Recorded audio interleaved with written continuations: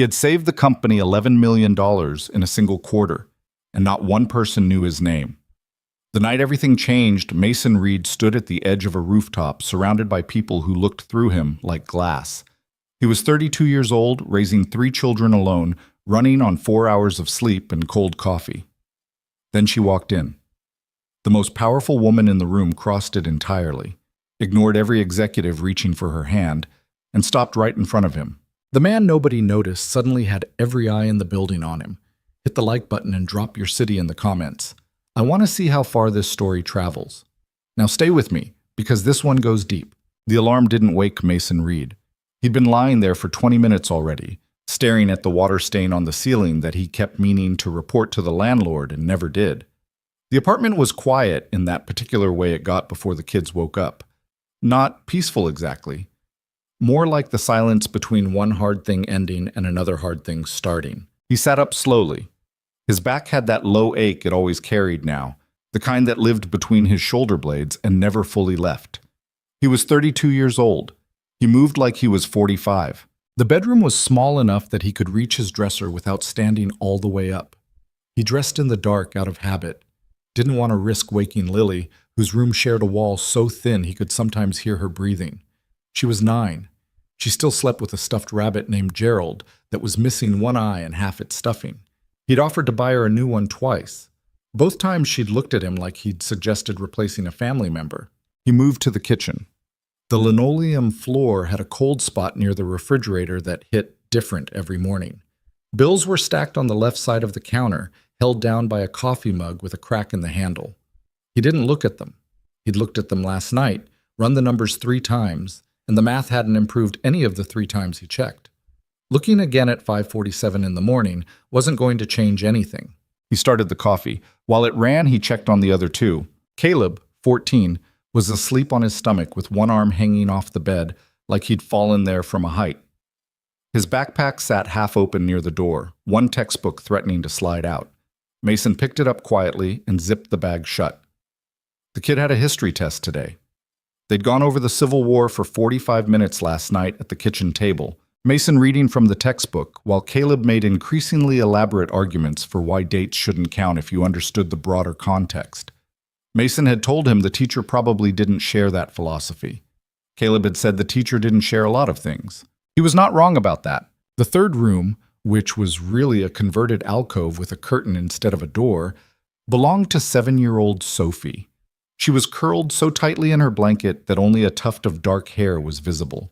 She'd had a nightmare 2 nights ago and climbed into Mason's bed at 3 in the morning, cold feet and everything, and had announced very seriously that she dreamed there was a monster under the house.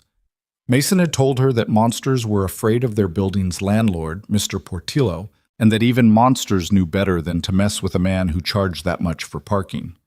Sophie had considered this deeply and decided it made sense. He stood in her doorway for a second longer than he needed to. Then he went back to the kitchen, drank half his coffee standing over the sink, grabbed his bag, and left. The offices of Black Ridge Capital occupied floors 19 through 24 of a glass tower in downtown Miami that had won some architectural award in 2019. Mason had seen the plaque in the lobby every morning for 3 years and never once read what the award was actually for. He arrived at 6:15. The security guard, a heavy-set man named Terrell, who worked the overnight shift and was perpetually 3 days into growing a beard, buzzed him through without looking up.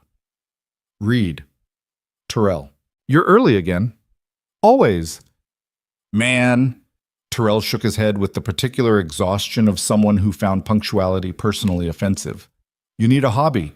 Mason took the elevator to the 21st floor, which was where the risk analysis division lived. At 6:15 in the morning, it was completely empty. No one else from his department came in before 8:30. A few of the senior analysts rolled in around 9. His direct manager, a man named Dennis Holt, had never once arrived before 9:45 in the 3 years Mason had worked under him. Mason didn't mind this quiet. He preferred it, actually. The floor was different before people arrived. The hum of the HVAC system, the pale gray light coming through the floor-to-ceiling windows, the faint smell of the cleaning crew's work. He could think clearly here. The noise of the day hadn't started yet. He set down his bag, pulled up his 3 monitors, and started in on the Albrecht portfolio review he'd been working on since Tuesday. The Albrecht account was a mid-sized institutional investor that Blackridge had been managing for 6 years. Mason had noticed a pattern in the derivatives exposure that didn't sit right with him. A concentration of risk in a sector that, based on what he was reading in the macro indicators, was about to get very uncomfortable very fast. He'd flagged it twice in internal memos. Both times, the response had been some version of the senior team is aware and monitoring the situation. Mason suspected the senior team was aware, the way someone is aware. There's a weird noise in their car engine. They knew it was there. They decided not to deal with it, and they were hoping it would resolve itself before they had to. It wouldn't. He pulled up the data and started building a new analysis. Not because anyone had asked him to, not because he'd get credit for it, but because $11 million of someone's retirement fund was sitting in a position that was going to get hit, and Mason was the kind of person who couldn't unknow a thing once he knew it. He worked until 7:30, when the first of his colleagues started filtering in. His coworker Brandon Cole arrived at 8:15, which was early for him, wearing a suit that cost more than Mason's monthly rent, and carrying a coffee from the place on the ground floor that charged $9 for something with oat milk and a name that sounded like a real estate development. Brandon was 29, the son of one of Blackridge's founding partners, and had the particular confidence of someone who had never once in his life been told that a door wasn't open to him. He wasn't stupid exactly. He was smart in the way a car alarm is loud, effectively, insistently, in a way that made you wish it would stop. He dropped his bag on his desk, which was twice the size of Mason's, despite Brandon's actual output being roughly a quarter of Mason's, and leaned against the cubicle divider. "Reed, you hear about tonight?" Mason didn't look up from his screen. "The gala. The rooftop gala. Top floor of the building, 9 o'clock, catering from Delacroix, open bar, the works." Brandon leaned closer, dropping his voice to the register people use when they want to sound important. "Evelyn Hart is supposed to make an appearance." Now Mason looked up, but only because the name was relevant to something he'd been thinking about for weeks. Evelyn Hart, CEO of Hartwell Global. The firm had been quietly making moves in several sectors that overlapped directly with Blackridge's client base. If she was here, it meant something. "Who confirmed that?" he asked. "My dad heard it from Wickham." Wickham was Richard Wickham, Blackridge's CEO, a 61-year-old man who had the energy of someone constantly preparing for a golf game. She reached out, apparently, interested in some kind of partnership exploration. Mason turned this over. "What kind of partnership?" Brandon shrugged. "The kind where everybody gets richer. Come on, Reed, it's a party. You should come. Network a little. You know what networking is, right?" Mason looked back at his screen. "I'll think about it." "You always say that?" "I always think about it." Brandon made a sound that was not quite a laugh and walked back to his desk. Mason did think about it, for about 4 seconds. Then he went back to the Albrecht analysis, because whether or not he attended a rooftop gala had zero effect on whether a derivatives position blew up in a client's face. He finished the analysis at 11:20 a.m. and sent it to Dennis Holt with a note that was careful and specific about what he'd found and what he recommended. He copied 2 senior analysts, Garrett Walsh and Priya Nair, who technically had oversight on the account. By noon, he hadn't heard anything back. He ate lunch at his desk, a sandwich he'd made at home. Turkey, mustard, one of those small bags of chips that Caleb always tried to claim before Mason could get to them.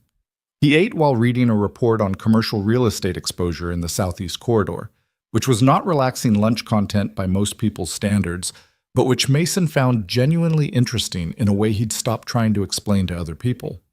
At 1:15, Priya stopped by his desk. She was in her mid-30s, one of the smarter people on the floor, and she had the look of someone who wanted to say something and had been working up to it.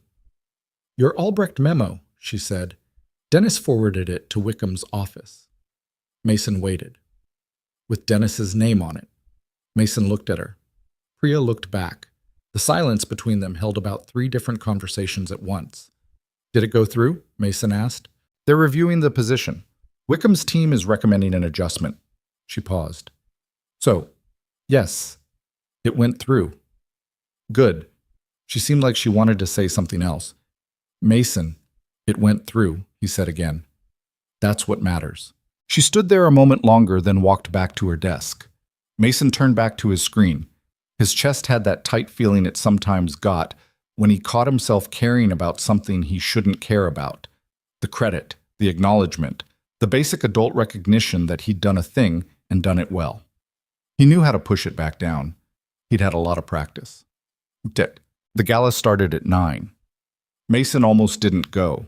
He'd gotten home at 6:30, made pasta with the jar of marinara that was on its last legs, helped Sophie with a worksheet about community helpers, spent 20 minutes going back over Caleb's history notes, and put Lily to bed at 8:15 while she informed him, very calmly, that her friend Zoe had a dog now and that she believed strongly that they should also get a dog.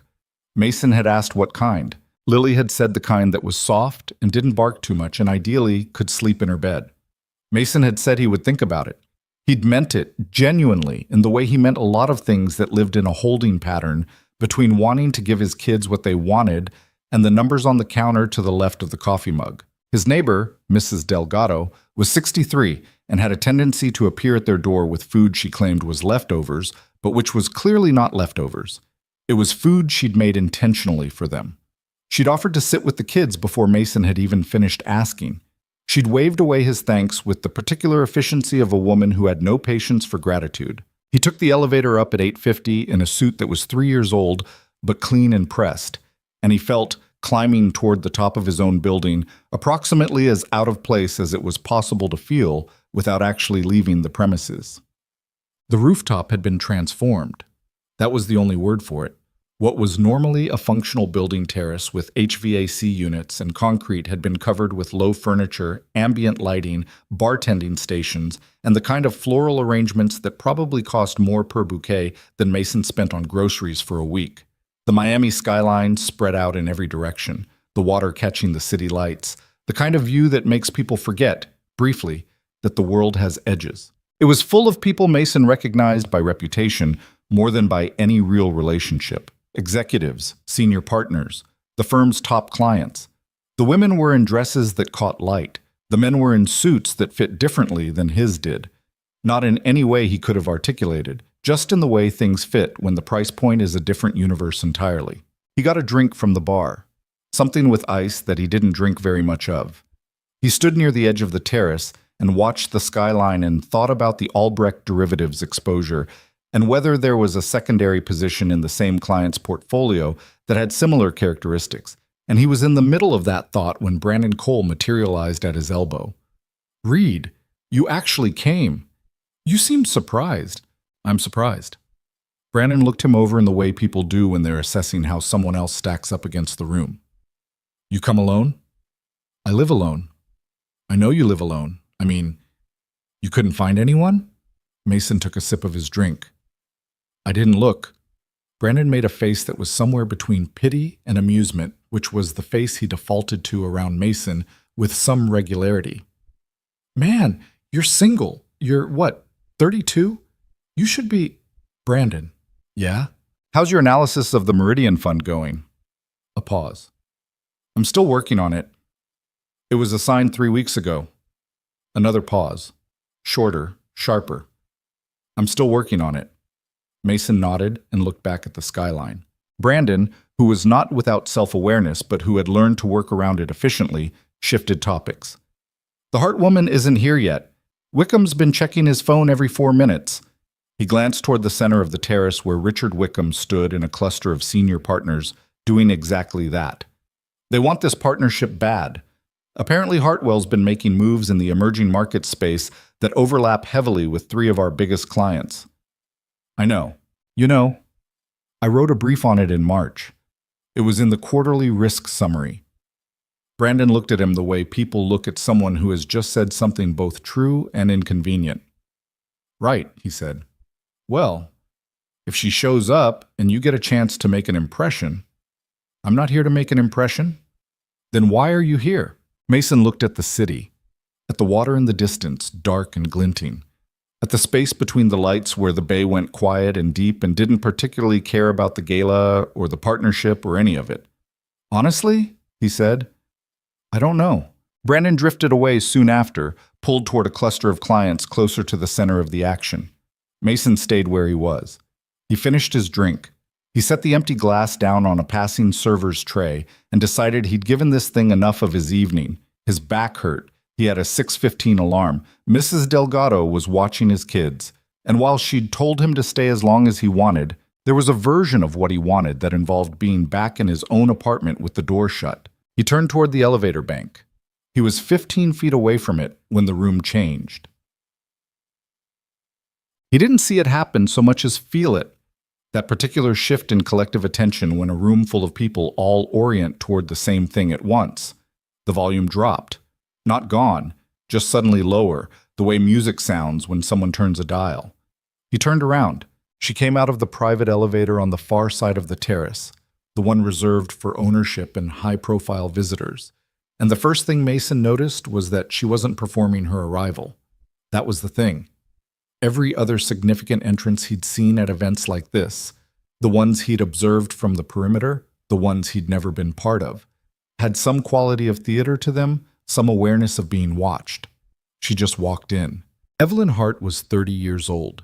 He knew that from the financial press. She'd been the subject of several profiles in the past 2 years, the kind of articles that led with her age in the headline, because apparently the combination of her age and her title still qualified as newsworthy. She was wearing something dark and simple, no jewelry that he could see, and she moved across the terrace with the kind of ease that comes not from arrogance, but from being completely clear about where you're going. Richard Wickham was moving toward her. So were 3 other senior partners. So was Brandon Cole, who had the particular acceleration of someone who'd decided in real time that this was the introduction that was going to define the next 5 years of his career. Evelyn Hart looked at none of them. She was looking at Mason. He froze, which was not something he did. He was not a person who froze, but her gaze had come across 20 feet of crowded rooftop and landed on him with a specificity that made no sense. Not the casual survey of someone scanning a room, but the recognition of someone who had found what they were looking for. She changed direction. Wickham slowed. Walsh and the senior partners slowed. Brandon, who had been at maybe a 7-foot intercept angle, came to a complete stop. She stopped in front of Mason. She was roughly his height, close enough that he could see she was slightly out of breath. From the stairs. From whatever had come before this. And there was a quality to her stillness that wasn't anything like the forced composure he'd expect from someone walking into a room full of people who wanted things from her. She just looked at him, steady, almost careful. "You were leaving," she said. It wasn't quite a question. His mouth was dry. He was aware, in some distant part of his brain, that every person on the rooftop was watching this interaction. He was aware that Richard Wickham's expression had gone from anticipatory to confused, to something that was rapidly shading into something else entirely. He was aware that Brandon Cole looked like a man whose entire understanding of the social order had just been recalled for a manufacturing defect. "I was," Mason said. She tilted her head slightly, something in her eyes, not quite amusement, but adjacent to it. "Don't." He stood there. She extended her hand. "Evelyn Hart." He took it. Her grip was firm and brief and entirely unself-conscious. "Mason Reed." "I know," she said. 3 seconds. 4. The silence between them was not awkward. That was the strange part. It should have been awkward. The whole rooftop watching, the absurdity of the situation, the complete absence of any context for how this was happening. But it wasn't. It was just still. Like the moment before a storm when the air holds something and you know something's about to shift, but you don't know yet what direction. "I'd like to talk to you," she said, "when you have a moment." "I have a moment," Mason said, because he didn't know what else to say, and because somewhere in him, past the exhaustion and the back pain and the bills on the kitchen counter, something was paying very close attention. She smiled. Not the smile from the profiles, the curated one from the staged interviews. Something smaller than that, and more real. Good. Behind her, Richard Wickham had begun the specific sequence of facial expressions that a powerful man makes when reality stops following the script he'd prepared. Brandon Cole was holding his $9 coffee with both hands and staring. Priya Nair, who had appeared at some point near the edge of the terrace, caught Mason's eye across the crowd with an expression that said, clearly, What is happening right now? Mason didn't know, but for the first time in longer than he could remember. For the first time in a night, he'd almost skipped. In a year of almost skipping everything that wasn't directly related to keeping 3 children fed and sheltered and growing up okay, he didn't feel invisible. He felt, with a certainty he couldn't explain, that something was beginning. He just didn't know what kind of beginning it was. He'd been wrong about beginnings before. He'd been wrong about a lot of things. He was tired enough that he might be wrong about this too. But she was still looking at him. And the room was still watching. And the city below was still doing what cities do. Indifferent, enormous, lit up against the dark water. And Mason Reed, who had arrived early and planned to leave early and expected nothing from this night except another quiet ride down 19 floors and a drive home in the dark, was still standing there, not leaving. They found a corner of the terrace where the lighting was lower, near the railing, with the city spreading south toward Brickell. A server materialized and offered drinks. Evelyn took water. Mason took water too, not because he particularly wanted it, but because his hands needed something to do. "You work at Blackridge," she said. It wasn't quite a question. "Risk analysis, 3rd year." She nodded, looking out at the water briefly. "Do you like it?" It was such a straightforward question that it caught him off guard. He thought about it, actually. Not the automatic answer, but the real one. "I like the work," he said. "The analysis, the problem-solving part, the actual thinking about it. But not the rest of it. The rest of it is something else." She turned to look at him. "What does that mean?" He considered. "You do good work and someone else puts their name on it. You flag a problem, and the flag gets forwarded with different attribution. After a while, you wonder if it matters who does the work, or if it just matters who's standing closest to the credit when it lands." She was quiet for a second. Something shifted in her expression. Not surprise exactly. Recognition. "And you keep doing the work anyway. It needs to be done." "By you specifically?" "By someone." He turned his glass in his hands. "I happened to be there." She looked at him for a long moment, long enough that he noticed it. Not uncomfortable, but deliberate. Like she was checking something. Like she was comparing what was in front of her against something she already knew and was figuring out if they matched. "Can I ask you something?" she said. "Sure." "Emerging markets exposure and diversified institutional portfolios, specifically in the current rate environment. Where do you think the under-recognized risk is?" He blinked. Of all the turns the conversation could have taken. "That's a specific question for a rooftop party." "I don't really do rooftop parties," she said. "I'm doing this one for reasons that I'm starting to think are more interesting than I expected. But if you'd rather talk about something else—" "No," he said. "No, Give me a second." He thought about it. Not the prepared answer, not the language from the memo, but the actual texture of what he'd been chewing on for the past 6 weeks. The piece of it that kept nagging at him in the early mornings when the floor was empty and he was 3 monitors deep in someone else's money. "Currency mismatch," he said. "Everyone's watching the rate spread. Everyone's stress testing for the obvious scenarios. But the actual exposure is in the currency hedging on the EM-denominated positions. The hedges are correlated in ways that aren't modeled correctly because they're using historical correlations from a different volatility regime. When it moves, they're going to find out the hedge was a fraction of what they thought it was." She was very still. "And they're not going to find out slowly," he continued. "It'll be fast. The way these things go, it'll be fine, and then it'll be over. No middle." "How long have you been thinking about this?" "Since about February." "Did you write it up?" "Twice. Both times it got absorbed into someone else's quarterly summary with the specific piece I was worried about removed." He paused. "I assume because it was inconvenient." She looked at him. Her water glass was untouched. The party continued behind them. The hum of 100 conversations, Wickham's laughter somewhere near the center, the city doing its thing below. "Mason," she said. His name in her voice, he registered it somewhere that he couldn't quite locate in himself, somewhere past the professional and the logical. "I want to ask you something, and I need you to answer honestly. Okay? Do you know who I am?" "CEO of Hartwell Global. Took the reins at 27 after your father stepped back. Built the emerging markets division from—" "No." She shook her head slightly. I don't mean professionally. He stopped. She was watching him carefully, not anxiously. She didn't seem like someone who did anxious, but waiting for something specific. I don't understand the question, he said. She looked at him for another long moment. Then something in her expression shifted, something resolving, a decision being made. Have you ever talked to someone online, she said slowly, who you felt like you actually knew? The air changed. He went completely still. Someone you could say the real thing to, she continued, because they couldn't see you and you couldn't see them. And somehow that made honesty easier. Nova, Mason said. Her mouth closed. Something moved across her face. Not surprise, because she'd been moving toward this, but something like relief, or recognition, or the particular feeling of something that's been suspended finally settling. Nova, she confirmed. He stared at her. 8 months.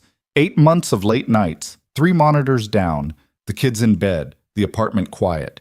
8 months of conversations that had been the only place in his entire life where he felt like a complete person and not just a function. Not just the dad, the analyst, the man with the bills on the counter. 8 months of talking about risk theory and moral philosophy and what it meant to build something that lasted and whether integrity was a luxury or a necessity and 100 other things he'd never said out loud to anyone in his physical life. And now? That's not possible, he said. His voice came out flat in a way that had nothing to do with emotion. It was the flatness of a system trying to process something that doesn't fit the available categories. I know how it sounds. He stopped, started again. You have 400 employees you manage. 11 billion in assets, yes. She said it like it was information she was tired of carrying. I also couldn't sleep at 3 a.m. for about 2 months last spring, and I was reading an analysis thread on a finance forum that you'd written. You used a different handle, but the writing was, she paused, choosing the word, specific. You think in a specific way. I asked a question. You answered. A beat. You remember. He remembered. He remembered exactly. April. The thread was about systemic risk in interconnected debt markets, and someone had asked a question that most people in the thread were answering in a way that was technically correct and practically useless, and he'd spent 40 minutes writing out what he actually thought. The full version. The version he never got to say in a conference room. And then someone called Nova had written back, and the conversation had gone for 3 hours that night. I didn't know, he said. It came out almost like an accusation, which wasn't what he meant. I know you didn't know. She stopped. In the pause, he heard something unusual. Something that sounded like someone choosing to be honest about something that cost them something. I recognized you 2 weeks ago. When your name came up in a report my team compiled on Blackridge. There was a brief about EM currency exposures that was attributed to a Dennis Holt, but that I knew, the second I read it, was written by you. Mason said nothing. The language was yours, she said. The framework was yours. I'd have known it anywhere. She looked directly at him. I wanted to come tonight to see if I was right. He looked at her. At this woman who was Nova, who had heard him, actually heard him, in the middle of 8 months of nights when he'd been invisible everywhere else. Who was now standing on a rooftop in Miami telling him she'd known who he was before she walked through the door. Were you? He asked. Yes, she said simply. Behind them, somewhere in the party, Brandon Cole was probably working his way toward them. Wickham was probably watching. The whole machinery of the evening was probably pressing towards something that would make this into a transaction, a networking opportunity, a relationship with a return on investment. Mason looked at Evelyn Hart, at Nova, and felt something crack open in his chest that he'd been keeping shut for a very long time. Not hope exactly. He was too tired for unqualified hope, too schooled in how things actually went, but something real. I have 3 kids, he said, for no particular reason. Or maybe for a very particular reason. Maybe because if this was going to be anything at all, it needed to start with the whole truth. I'm raising them alone. I'm basically running on no sleep, and I have a spreadsheet where I track whether I can afford to replace the hot water heater this month or next month, and the answer right now is next month. He stopped. I'm not what people think when they think about who talks to you. She looked at him, not with pity, not with the particular softness of someone rearranging their view of you downward. Just looked at him. "No," she said, "you're not." She said it like a fact, like a thing that had already been decided. The Miami night held around them, loud and warm and indifferent. The party continued behind them. The city spread south and west toward the water. Mason Reed stood at the edge of the railing with an empty glass and a back that hurt, and a hot water heater timing problem, and 3 kids asleep 11 blocks away. And somehow, inexplicably, he was being seen by someone who already knew him, who had come here specifically to find him. He didn't know what to do with that. He decided, for now, not to do anything with it, just to stand there and let it be real. He left the gala at 10:45. Not early the way he'd planned, early in the sense that Richard Wickham was still working the room when he went, still throwing glances toward the corner where Mason had stood with Evelyn for over an hour, still recalibrating something in his expression that hadn't resolved by the time the elevator doors closed. The ride down was 21 floors. It felt like something longer. He paid Mrs. Delgado back with the cash he kept in the kitchen drawer. She protested, as always, and he pressed it into her hand anyway, as always. She studied his face in the way she sometimes did, with the particular perceptiveness of a woman who had been paying attention to people for 63 years. "You look different," she said. "I'm tired," he said. She looked at him a moment longer. "Not tired different," she said, and let it go. He checked on the kids. Sophie had migrated from her alcove to the couch with her blanket and Gerald, and was snoring in a way that was objectively too loud for someone 7 years old. Caleb's light was off. Lily's door was cracked. He could hear the sound machine she'd had since she was 2. White noise, low and constant. He stood in the hallway between the 3 of them for a second. Then he went to bed. He lay there in the dark, thinking about a conversation on a finance forum in April, and a woman on a rooftop in Miami, and the way something can exist in 2 different places in your head at once. Nova, who had been one kind of real, and Evelyn Hart, who was an entirely different kind, and the fact that they were the same person, and what that meant, and whether it meant anything at all, or whether he was building something in his head that was going to cost him in the morning. The water stain on the ceiling was still there. His back still hurt. The bills were still on the counter. He closed his eyes. He was not the kind of man things happened to. He knew that. 3 years at Blackridge had confirmed it with some regularity. He was the kind of man who made things happen, quietly, with no attribution, while other people took the credit and moved toward the light. But tonight, someone had come across a room specifically to find him. Tonight, he had not been invisible. He didn't know yet what that was worth. He didn't know yet what came next. He was too honest with himself to decide in the dark, alone, that this was the beginning of something good.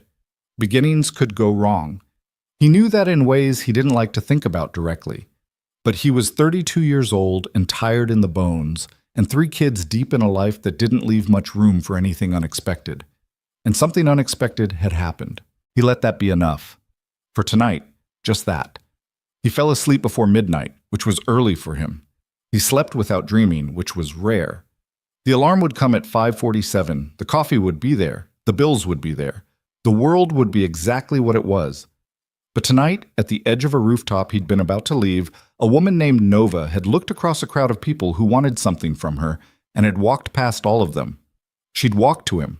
He didn't know yet what to do with that, but he knew he'd been carrying it home with him carefully, like something breakable, like something he didn't want to put down in the dark until he could see it better in the light. The city hummed outside his window. Mason Reed closed his eyes, and for one night, just one, he let himself stop fighting against the possibility that he was worth finding. The next morning arrived the way mornings do when something has shifted in the night. The alarm sounded the same. The ceiling stain was still there. The coffee maker dripped at the same pace it always did. But Mason moved through the routine with the feeling that the floor under him was slightly different. Not unstable, just different. The way a room feels when someone has rearranged the furniture by 2 inches. Everything technically in the right place, but your body knowing something has moved. He got the kids up, made eggs because there was still half a carton left, packed Caleb's lunch while Caleb argued that the sandwich ratio of bread to filling was philosophically imbalanced. Mason told him to eat it anyway.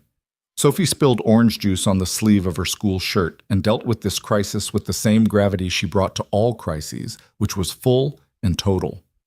Lily was quiet in the way she got sometimes in the mornings, eating slowly, looking out the window at the parking lot below with an expression Mason recognized as thinking hard about something. "You okay?" he asked her. She looked at him. "Do you think Gerald could use a new friend?" "What kind of friend?" "A smaller rabbit, to keep him company when I'm at school." "Stuffed or real?" She considered this seriously. "Stuffed. For now." He told her they'd look into it. She went back to her orange juice. He finished packing Caleb's lunch, redistributed the sandwich filling to more acceptable ratios to end the philosophical dispute, and got all three of them out the door 7 minutes late, which was actually 4 minutes better than Tuesday. He dropped them at the school 3 blocks over and drove to work with the radio off, which was unusual for him. He was thinking about the night before, not in the way of someone replaying a highlight, more like turning an object over in your hands, looking at it from different angles, trying to understand its actual shape. He had talked to Nova for 8 months. He had told Nova things he hadn't told anyone, not because he was secretive by nature, but because there was no one in his immediate life to tell. His sister lived in Atlanta, and they talked every few weeks, surface level, careful around certain topics.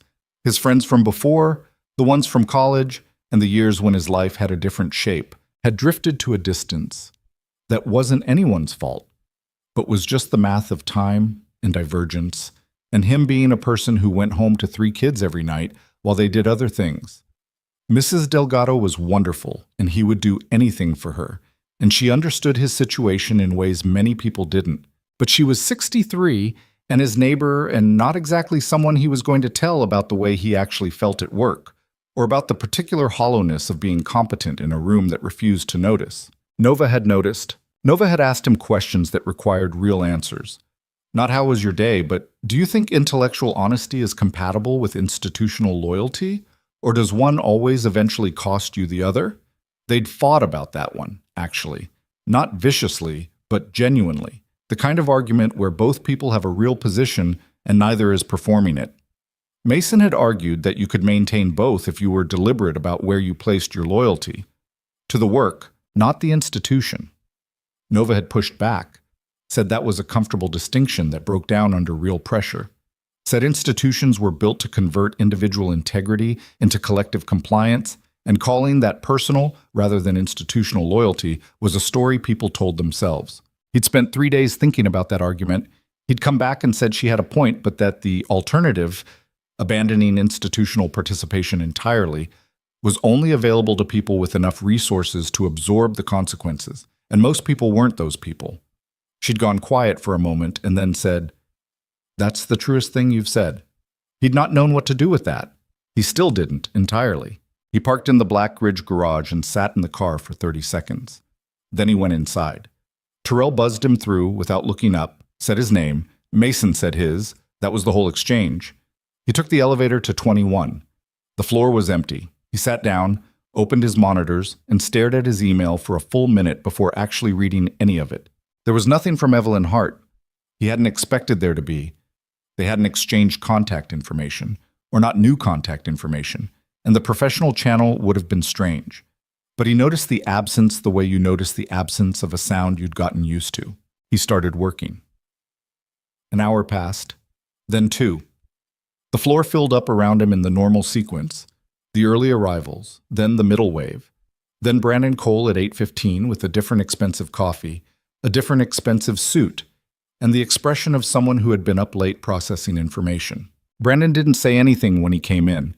He sat down at his desk and did something on his computer and didn't come over.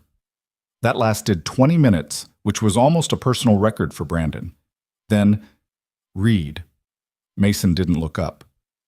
Cole, last night. You and Evelyn Hart. A pause. What was that? A conversation. For an hour. Approximately. Another pause, longer. Mason could feel Brandon working through something. You know her? I met her last night. You met her last night and spent an hour talking to her, and Wickham spent the rest of the evening trying to figure out what you were talking about. Brandon's voice had a quality Mason recognized, Not quite jealousy, not quite accusation, but somewhere in that territory, looking for higher ground. What did you talk to her about? Mason finally looked up. Brandon was leaning against the cubicle divider in the way he did when he was trying to look casual and failing. Finance, Mason said. Finance. And ethics. Brandon stared at him. You talked to Evelyn Hart about ethics. She brought it up. Why would she? He stopped, recalibrated. Wickham wants to see you. Mason looked at him. When? This morning. He had his assistant send you a calendar invite. Brandon's expression was doing several things at once, none of them simple. Like 10 minutes ago. Mason checked his calendar. There it was. 9:30 a.m., Wickham's office, no listed agenda. He looked at the clock. It was 9:18. Thanks, he said. Read. Brandon's voice shifted slightly. Not softer exactly, more direct. The version of Brandon that appeared occasionally when the performance dropped for a second. What's actually going on? I don't know yet, Mason said honestly. He stood up, straightened his jacket, and walked toward the elevator. Richard Wickham's office occupied the corner of the 24th floor with a view that cost the firm approximately 4,000 square feet of premium Miami real estate to maintain. It was the kind of office that had been designed to communicate a message before anyone spoke a word. The scale of the furniture, the placement of the desk, the way your chair was slightly lower than his. Wickham was 61, silver-haired, and had the energy of someone who had been successful for long enough that he'd started to mistake his personality for wisdom. He wasn't malicious. Mason had worked in proximity to him for 3 years and had concluded that Wickham was genuinely smart in a narrow way and genuinely oblivious in a broad one. He valued people who were visible in the ways he understood visibility: presentation, connections, the ability to fill a room. The work that happened below that level, the kind Mason did, was theoretically important to him the way the foundation of a building is important. He needed it to exist, but he didn't particularly want to think about it. His assistant, a composed woman in her 40s named Renata, showed Mason in and offered coffee. He declined. He sat down in the chair across from Wickham's desk, which was, as predicted, slightly lower than Wickham's. Wickham studied him for a moment, not long, but long enough to be deliberate. The study of a man recalibrating something. Mason. He said the name like he was confirming it was the right one. Mr. Wickham. You had quite a conversation with Evelyn Hart last night. We talked for a while, yes. About? Mason considered the question. Wickham's face was neutral, professionally so, but there was something operational happening behind the neutrality. Analysis, mostly. She had questions about our approach to EM exposure. She asked about our internal approach. She asked general questions. I answered in general terms. Wickham nodded, slow and deliberate. She made an impression on you? An interesting way to frame it. She's clearly sharp, Mason said. Sharp. Wickham leaned back in his chair. That's one way to put it. Evelyn Hart manages more AUM at 30 than most people in this industry manage at 60. She's been on the cover of 3 financial magazines in the last 2 years, and she chose to spend an hour at my firm's event talking to... He stopped himself. Something behind his eyes adjusted. She clearly found your conversation valuable. Mason waited. He could feel the shape of where this was going before it arrived. I want to be straightforward with you, Wickham said, which was what people said immediately before they weren't. There's an opportunity here. Hartwell Global and Blackridge have overlapping client interests in several sectors. A formal partnership, data sharing, co-investment structures, potentially joint advisory services, could be enormously valuable to both firms. He paused. And to the people who helped make it happen. Mason said nothing. You clearly made an impression on her. That's a resource, Mason. A real one. If you could help facilitate a closer relationship, introductions, a continued dialogue, building on whatever connection you two established last night. I'm not going to do that, Mason said. Wickham blinked. Excuse me? Use my relationship with her as a business development tool. He said it evenly, not aggressively, just as a statement of fact. Whatever we talked about last night, it wasn't a pitch. I'm not going to go back to her with an agenda she didn't sign up for. The office was very quiet for a moment. The air conditioning moved through it. Mason. Wickham's voice had taken on a different quality. Still measured, but the patience in it thinner now, something harder showing through. I'm offering you an opportunity, a promotion, a significant salary increase. We can talk specifics. In exchange for facilitating what could be the most significant partnership this firm has established in a decade. This is how business development works. I understand how it works. Then you understand what I'm offering you. I do. He met Wickham's eyes. And I'm telling you that I won't do it that way. Another silence, longer.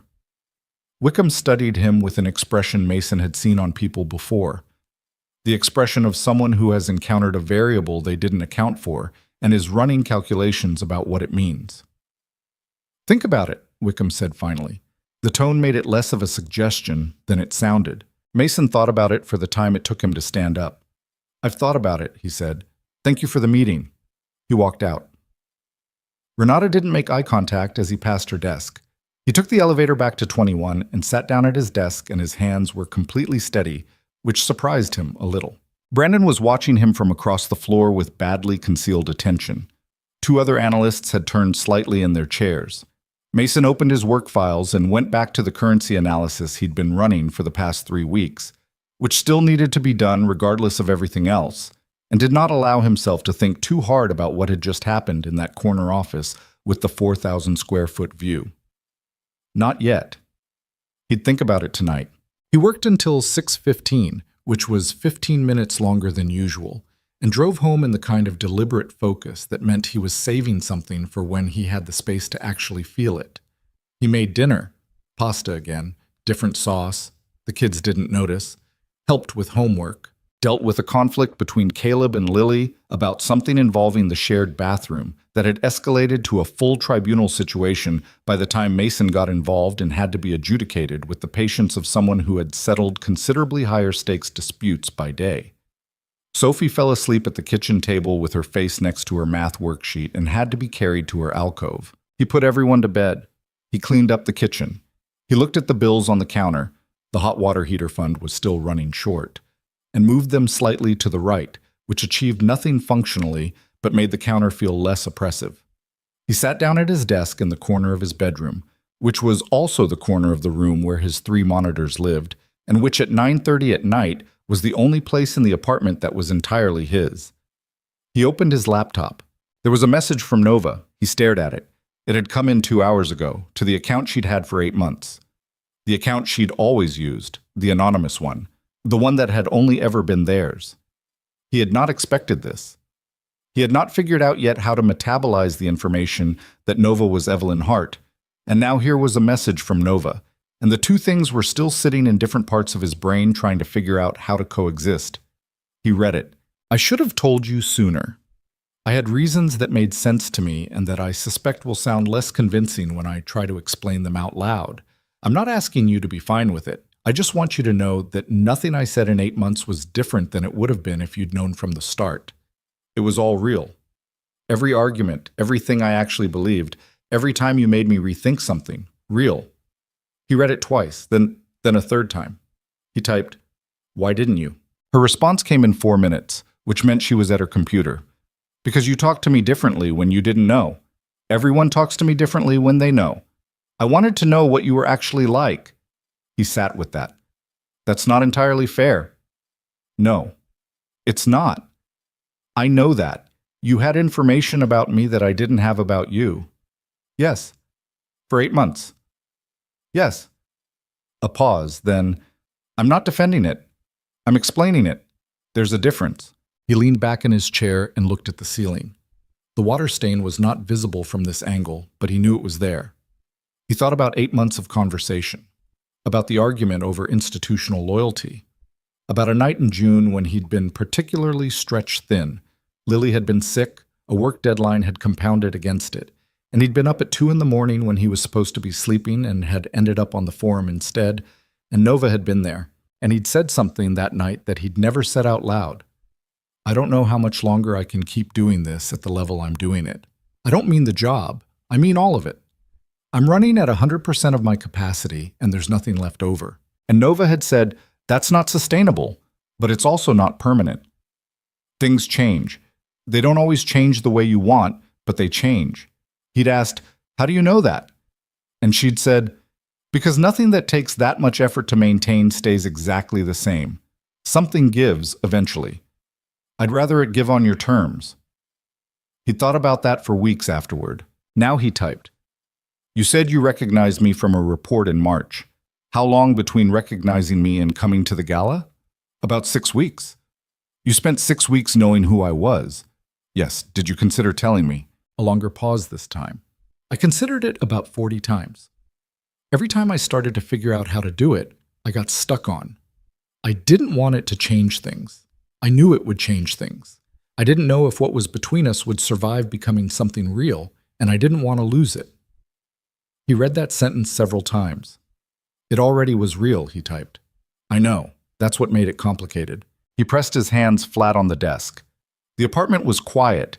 The white noise from Lily's room, the low hum of the refrigerator in the kitchen, the city outside doing its thing. His life in all its parts, held in this one small space. "Can I ask you something?" he typed. "Always. What did you expect to happen?" "At the gala, when you walked up to me." Another long pause. He watched the cursor blink. "Honestly, I didn't have a plan. I saw you going toward the elevator and something in me just moved. I didn't think it through. I knew who you were and you were about to leave, and I couldn't let you leave without you knowing that I knew. That's not like you," he wrote. "You always think things through." "I know." Then, "You're the only thing in the last 8 months that I've consistently failed to think through properly." He stared at the screen for a long time. He didn't know what to do with that either. He was building up a collection of things he didn't know what to do with, all related to the same woman, all pressing against each other in the same corner of his chest. "I need some time to sit with this," he finally wrote. "Okay? I'm not disappearing. I just need to think." "I know. Take the time." A pause. "For what it's worth, Ma, and I understand if it's not worth much right now, I'm glad you didn't leave." He closed the laptop. He sat in the dark of his bedroom for a while. Not spiral thinking. He wasn't built for that. It required a kind of self-indulgence he'd never had the luxury of. More just letting it sit. The shape of it. The fact that someone who had known him without seeing him had then come to see him, and had chosen to, and had said it was real. He'd been used before. Not dramatically. Not in the ways of someone who had a dramatic story to tell. Just the small accumulating ways that life in his particular position operated. The credit taken, the contribution absorbed, the expertise borrowed without acknowledgement. He'd learned to expect it, had built his identity partly around not needing it to be otherwise. And now, someone was telling him the opposite, and he didn't have a framework for it, and the part of him that was tired and practical and had bills on the kitchen counter was telling him to be careful, that things that seem like one thing often turn out to be another. The part of him that had spent 8 months talking honestly to a person called Nova, the part of him that, if pressed, had felt more like himself in those conversations than almost anywhere else in his adult life, was paying very different attention. He went to bed. He didn't sleep as quickly as the night before. The next few days moved in a way that felt suspended, normal on the surface, strange underneath. Mason came in early, did his work, ate at his desk, went home. He helped with homework and made dinner and fixed the handle on the bathroom cabinet that had been loose for 2 weeks, and sat with Sophie on the couch while she explained at length the complete internal politics of her second-grade class, which were more nuanced than several quarterly reports he'd read recently. But at the office, something had changed in the temperature of the floor. It was subtle at first. Dennis Holt stopped by his desk on Wednesday and asked in a voice that was trying to sound casual whether Mason had any follow-up communications with Evelyn Hart planned. Mason said no. Dennis nodded and walked away. On Thursday, Garrett Walsh, who was a senior analyst and who had, for 3 years, treated Mason with the specific indifference of someone who didn't consider him competition, came by to ask his opinion on a portfolio restructuring question. Something Walsh had never done once in the 3 years they'd worked on the same floor. Mason answered the question. Walsh thanked him. Something about the interaction felt like reconnaissance. On Friday morning, he arrived at 6:15 as usual and found 2 emails waiting for him. One was a revised assignment memo that removed him from a project he'd been leading, a risk assessment on a mid-sized institutional account, and reassigned it to a junior analyst named Tyler, who had been at the firm for 8 months and whose main qualification for the upgrade appeared to be that he was Brandon Cole's golf contact. The stated reason was resource reallocation. The second email was from Wickham's office. It was not addressed to Mason specifically. It was a department-wide communication about the upcoming partnership discussions with Hartwell Global, and it listed the team who would be involved. Mason's name was not on it. He read both emails twice. He leaned back in his chair and looked at the window where the Miami morning was coming in pale and flat over the water. He thought about the Wickham meeting 3 days ago and the specific texture of Wickham's voice when Mason had said no, and Wickham had said think about it. He had thought about it. He'd given his answer, and now the institution was giving its answer back. He should have been surprised. He wasn't. This was the thing about working somewhere long enough to understand how it actually functioned. The surprises stopped being surprising and just became confirmation of things you'd already suspected. He'd suspected that refusing Wickham would cost him something. He just hadn't known how fast. He pulled up the risk assessment he'd been removed from and spent the morning writing a thorough transition document for Tyler, covering every element of the project in the kind of clear, detailed language that Tyler would need because Tyler genuinely didn't have the background for it yet. It took 3 hours. Nobody asked him to do it. Nobody would know he'd done it. But the client's money was real, and the risk was real, and the person now responsible for evaluating it was 26 years old and had never handled an account of that complexity, and Mason could either write the document or not, and he wrote the document. Brandon appeared at his shoulder at 11. "You heard about the Hartwell team," Brandon said. It wasn't a question. "Yes." "You're not on it." "I noticed. Wickham's going direct. Walsh, Holt, a couple of the partners. They're putting together a pitch package for the partnership meeting." He paused. "I'm on it." Mason looked at him. Brandon had the look of someone who wasn't sure if he was winning or losing and needed to know. "Good," Mason said. Brandon waited. "That's it? Good? What do you want me to say, Brandon?" "I don't know. Something." He shifted his weight. "You sat with her for an hour and they're acting like you don't exist. Doesn't that bother you?" "Whether it bothers me doesn't change what it is." Brandon was quiet for a second. "You could reach out to her, tell her what they're doing." "Why would I do that?" "Because they're—" He stopped. Started again, dropping the voice. "They pushed you off a project you built. They're using your work to pitch to a woman who clearly wanted to talk to you and not them." "That's not nothing, Mason." It wasn't nothing. Mason knew it wasn't nothing, but he also knew the difference between something that was unfair and something that required a response, and he was not going to use his connection to Evelyn as leverage in an internal office politics situation. That was exactly the transaction he'd refused when Wickham offered it in reverse. "I'm not going to drag her into this," he said. Brandon looked at him with an expression that cycled through several things before landing on something that was adjacent to respect and seemed to make Brandon uncomfortable. "You're a strange person, Reed." "I know." Brandon walked away. Mason went back to the transition document. That night, after the kids were in bed, he opened his laptop. There was nothing from Nova, from Evelyn. He hadn't messaged her either. The space between their last exchange sat there, not hostile, just open. He thought about what Brandon had said. He thought about Wickham's face and the emails this morning and the way a place can tell you exactly what it thinks of you without ever saying it directly. He opened the message thread and typed, "They pulled me off my projects. I'm not on the Hartwell partnership team." The response came in 3 minutes. "I know." He stared at that. "You know. I have people who monitor developments at firms we're considering partnering with. It's standard practice. I saw the internal reshuffling." A pause. "I also know about the transition document you spent 3 hours writing this morning for the analyst who replaced you." Something about that hit him in a way he didn't expect. Not because she was watching, he understood the business logic of that, but because she'd noticed the document, the specific invisible thing he'd done. "How do you know about that?" Tyler forwarded it to the senior partners. He put his own name in the header, "But the work is recognizably yours." Another pause, then, "Does it bother you that he did that?" He thought about it honestly. "A little," he wrote. "Not as much as it used to." "Why not as much?" He looked at the question for a moment. Because I wrote it for the client. The client's going to be protected regardless of whose name is on it. That was the point. He could feel her thinking through the screen, which was a strange thing to feel but was consistent with 8 months of knowing how long her pauses meant what. This is exactly what I mean, she wrote. This is exactly what I've been trying to explain to you since April. What have you been trying to explain? That you think the way you work, the way you stay honest when it costs you, the way you put the actual work above the credit, the way you just wrote a document for 3 hours for a man who's going to put his name on it because the client mattered. I think you think that's just how work works, that everyone does it this way, or that it's the baseline. Isn't it? No. The answer was quick. Mason, no. It is absolutely not. He sat with that. Most people would have let Tyler sink, she wrote.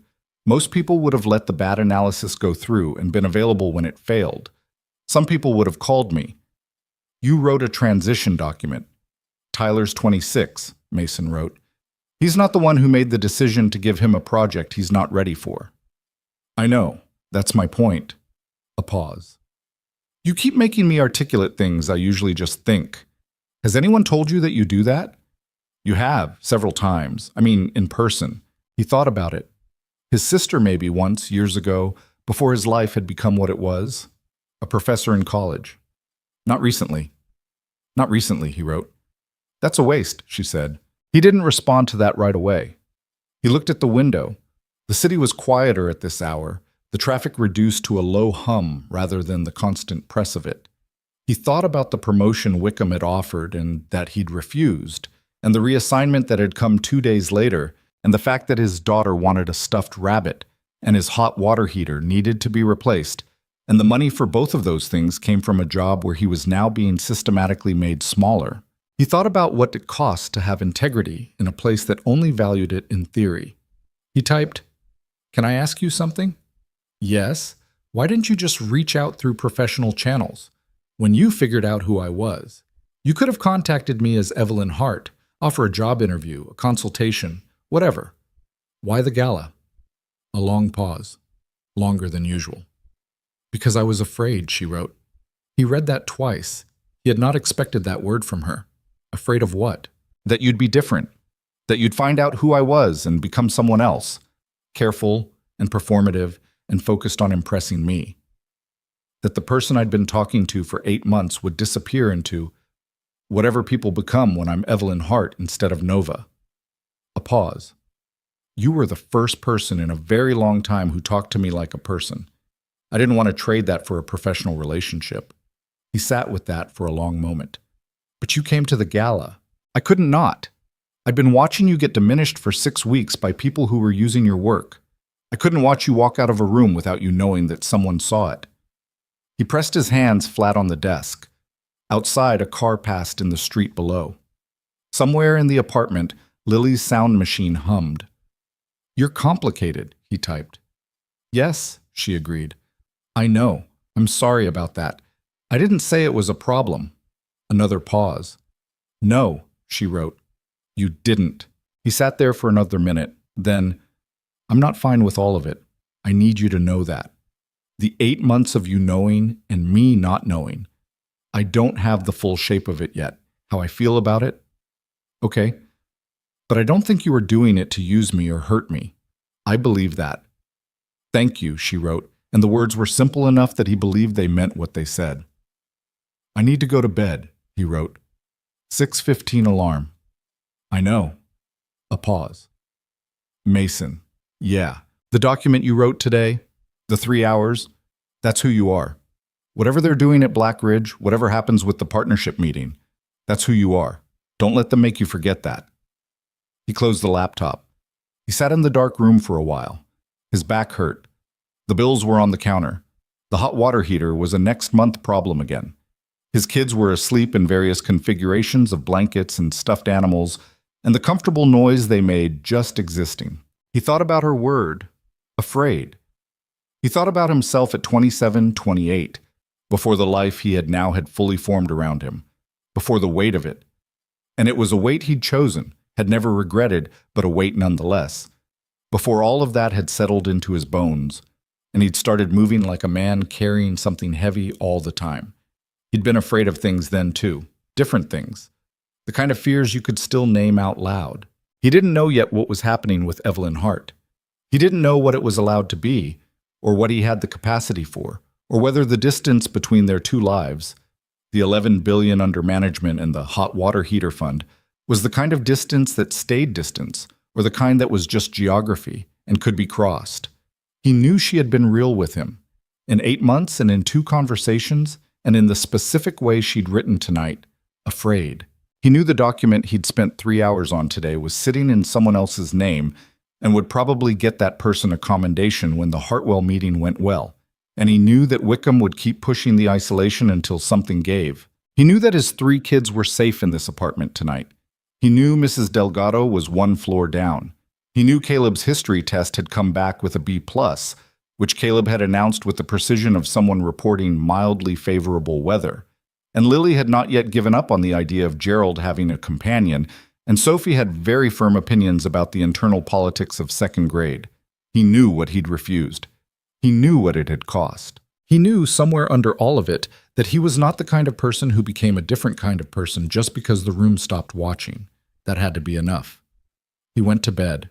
The alarm would come at 5:47, the way it always did. The world would be exactly what it was. And somewhere across the city, in a different kind of apartment, the person who had built $11 billion out of nothing and who had been afraid to tell him the truth for 6 weeks was probably awake. Because she'd said once, back in June, one of the late nights, that she didn't sleep well in cities, that the hum of them kept some part of her brain running that she couldn't switch off. He told her she needed to find the quiet inside the noise, rather than waiting for the noise to stop. She'd asked how you did that. He told her he'd been learning for 3 years and would let her know when he figured it out. He still hadn't figured it out. But tonight, against most odds, lying in the dark with the city outside his window and 3 children breathing in the next rooms, and a job that was quietly, carefully working to make him disappear. Tonight he was close to something like quiet. Not peace, exactly. He was too honest for that word, but close. The reassignment memo was just the beginning. Mason understood this the way you understand weather. Not because someone told you a storm was coming, but because you'd lived long enough to read the pressure in the air. He'd been in enough institutions to know how they managed inconvenient people. They didn't fire them outright, usually. That created paperwork, potential disputes, a record of the decision.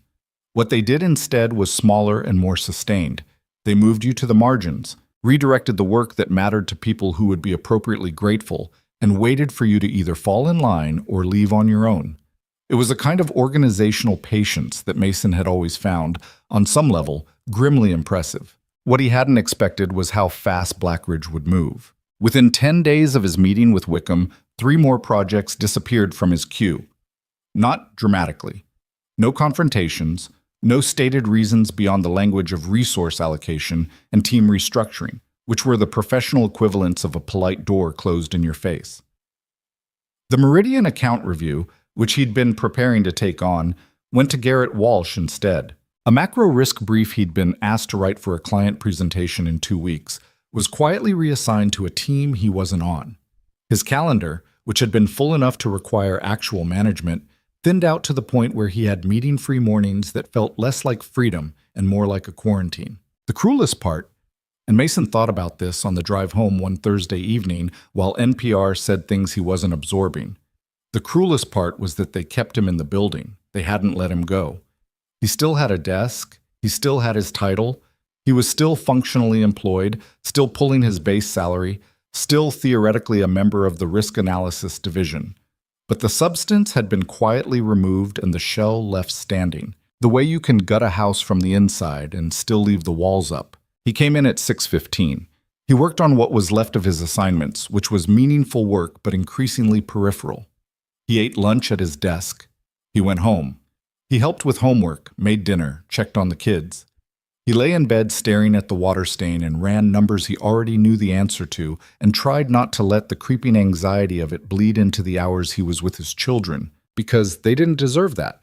And because the thing about being the only parent in the room is that there's no one to take the shift when you need 5 minutes. Caleb noticed something first, which didn't surprise Mason. Caleb had always been perceptive in the way of quiet kids who watch more than they speak. He'd been that way at 4 years old, still doing it at 14. One Saturday afternoon, they were at the kitchen table together, Caleb ostensibly doing homework and Mason ostensibly reviewing a document, but actually staring at the same paragraph for the fourth time without retaining it, and Caleb said, without looking up, "Is work bad right now?" Mason put down the document. "What makes you ask that?" "You're doing the face." "What face?" "The one where you're looking at something, but you're not actually looking at it." Caleb finally looked up. He had Mason's eyes, which was a thing Mason noticed sometimes, and then immediately stopped thinking about because the geometry of it, how a person could be inside you and then outside you, walking around with your eyes in a whole separate life, was something his brain handled only in brief doses. "You've been doing it for like 2 weeks. Mason looked at his son for a moment. 14 years old. Bone-thin the way teenage boys get, in the stage where the height was arriving before the rest of him had caught up, wearing a shirt from a band Mason didn't recognize. Sharp. Too sharp sometimes, in the way that was a gift that would cost him something later. "Work's complicated right now," Mason said. "Nothing you need to worry about." "I'm not worried," Caleb said. "I'm just asking. There's some stuff happening with people at work. Politics kind of thing. It'll work itself out." Caleb considered this with the particular skepticism of a teenager who has learned that adult reassurances are not always structurally sound. "Will it, though?" "Probably," Mason said, which was not the same as yes, but was the most honest answer he had. Caleb went back to his homework. After a minute, he said, "Tyler from my school's brother works at some finance place, and he said his boss takes credit for everything he does, and he's thinking about quitting." "That happens a lot in finance." "Does it happen to you?" Mason looked at him. "Sometimes." "That sucks." "Yeah." "You should do something about it." "I'm working on it." Caleb nodded and went back to his textbook. He didn't push it further, which was both a relief and somehow slightly difficult. Mason had gotten used to being the one who absorbed and processed the hard things silently, and there was something about being seen by his own kid in this ordinary Saturday kitchen moment that hit differently than he expected. He went back to the paragraph he'd been staring at. This time he actually read it. The conversations with Evelyn continued, but they had shifted in texture.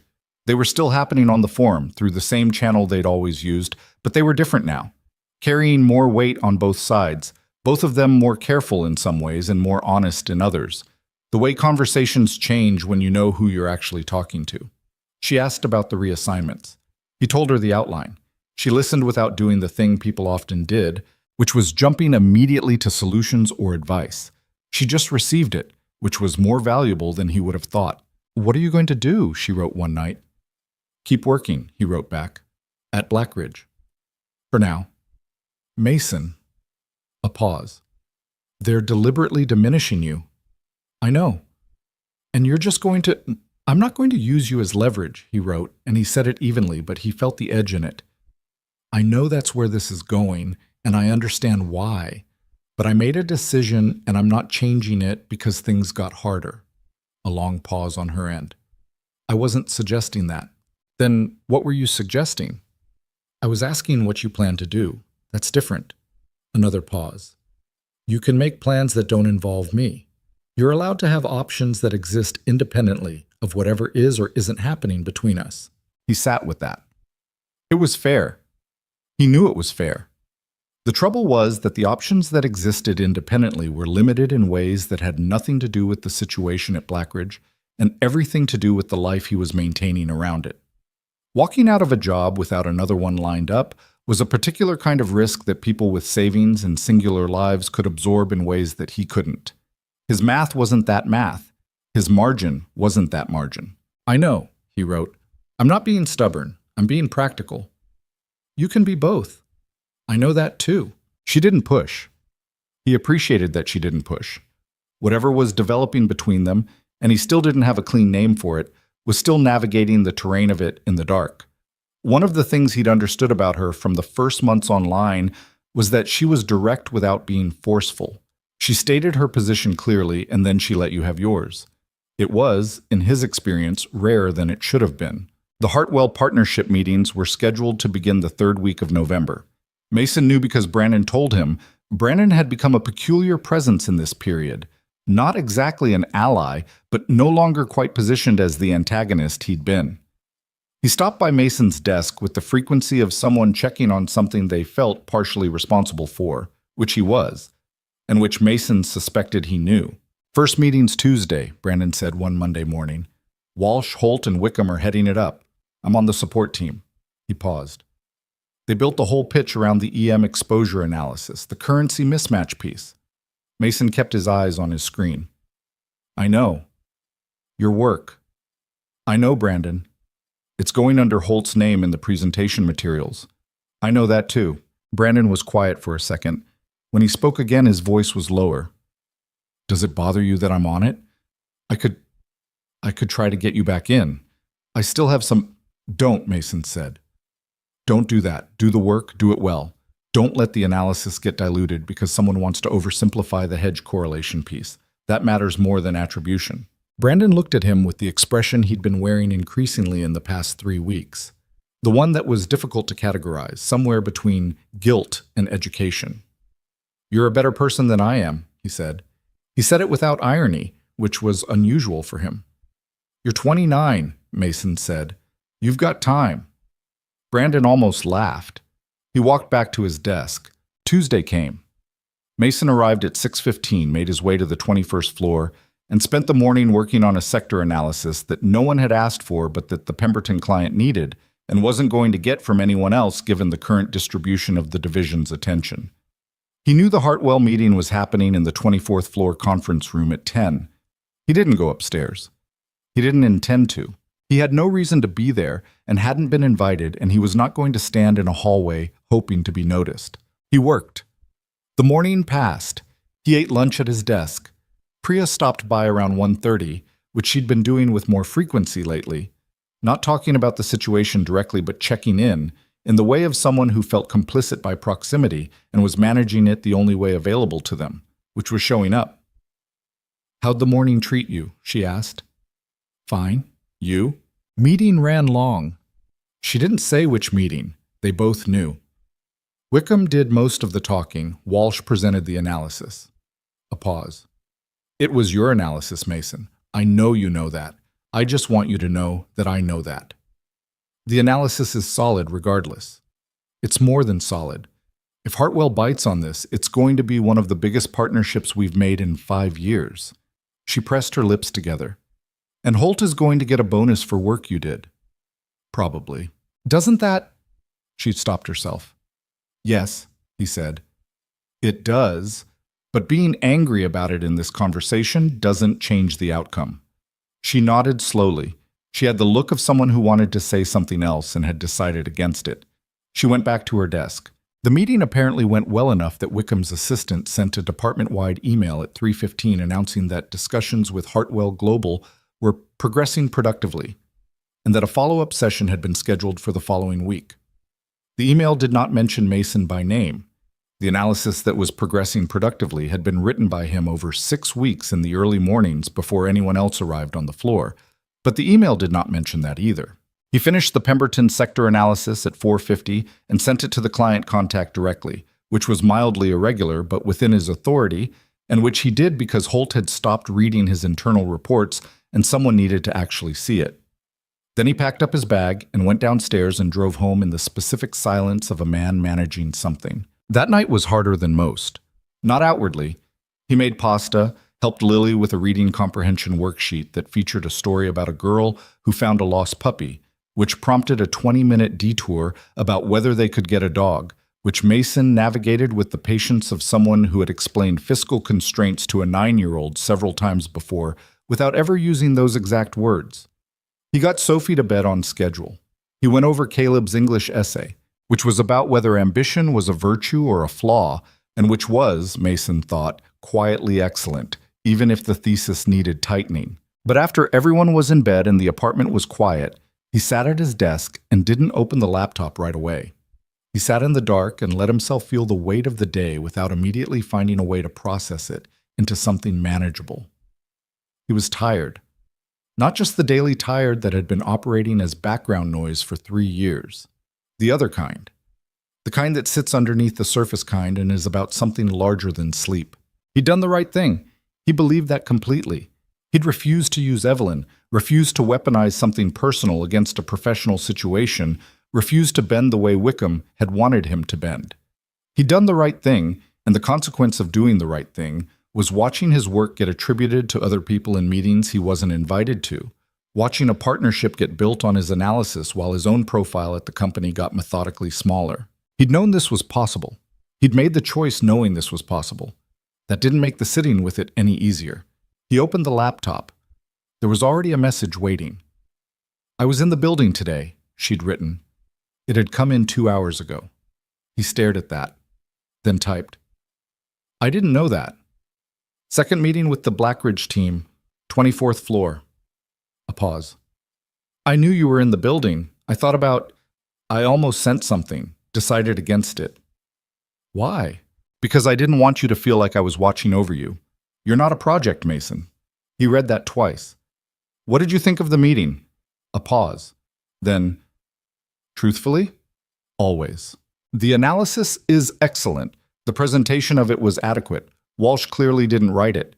There were questions he couldn't answer that anyone who'd built the model would have known immediately. Wickham talked too much. Holt deferred on every technical question." Another pause. "I sat there for 90 minutes listening to people present your work and not understand it." He felt something tighten in his chest. "Did you say anything?" "Not yet." "Evelyn, not yet," she repeated. "I want you to understand something. What I do next, I'm not doing for you. I'm doing it because I run a business, and I don't make partnership decisions based on salesmanship. I make them based on the quality of the thinking behind the numbers. And the thinking I'm being shown is yours, and the people showing it to me can't defend it under examination. And that is a material fact about the firm I'm being asked to enter a significant financial relationship with." He sat with that for a long moment. The precision of it. The way she separated the business from the personal, stated both clearly, didn't pretend they weren't both real. "Okay," he wrote. "I'm going to ask for a third meeting," she wrote, "and I'm going to ask that the analyst who built the currency exposure model be present to walk through the methodology." His hands went still on the keyboard. "They'll push back," he wrote. "I expect so. Wickham will say the team is..." Wickham can say whatever he wants. "I'm the client in this negotiation. I'm asking for a specific thing that is entirely reasonable given the scope of what's being proposed." A pause. "They can say no. If they say no, I'll draw my own conclusions about why and act accordingly." He stared at the screen. "You're going to force their hand." "I'm going to ask a professional question and let them answer it." "That's the same thing." "Yes," she said, "it is." He pressed the heels of his hands against the desk. He thought about Wickham's office and the chair that was slightly lower than Wickham's chair. He thought about the email at 3:15 with its language of productive discussions and its omission of his name. He thought about Caleb saying you should do something about it on a Saturday afternoon in the kitchen. "If this goes badly," he started. "I know." "No, I mean, if they fire me over this, or if the whole thing becomes..." "Mason." Her message interrupted his typing. "I understand what you're risking. I wouldn't do this if I weren't certain about what I'm doing and why I'm doing it." "Are you certain?"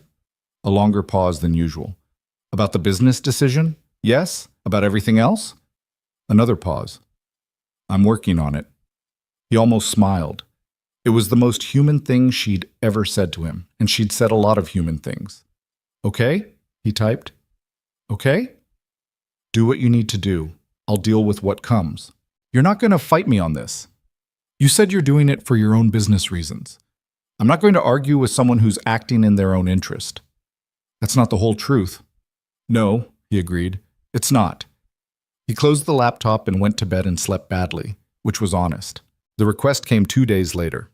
Renata delivered it to Wickham via email from Hartwell Global's deal team, a formal request that the analyst responsible for the risk framework model, specifically the currency mismatch exposure work, be present at the third meeting to walk through the methodology.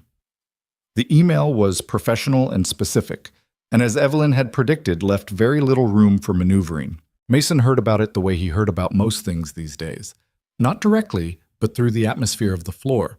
He was at his desk at 8:40 in the morning when he became aware that the particular quality of activity near the elevator banks had changed, the way weather changes a room before it arrives.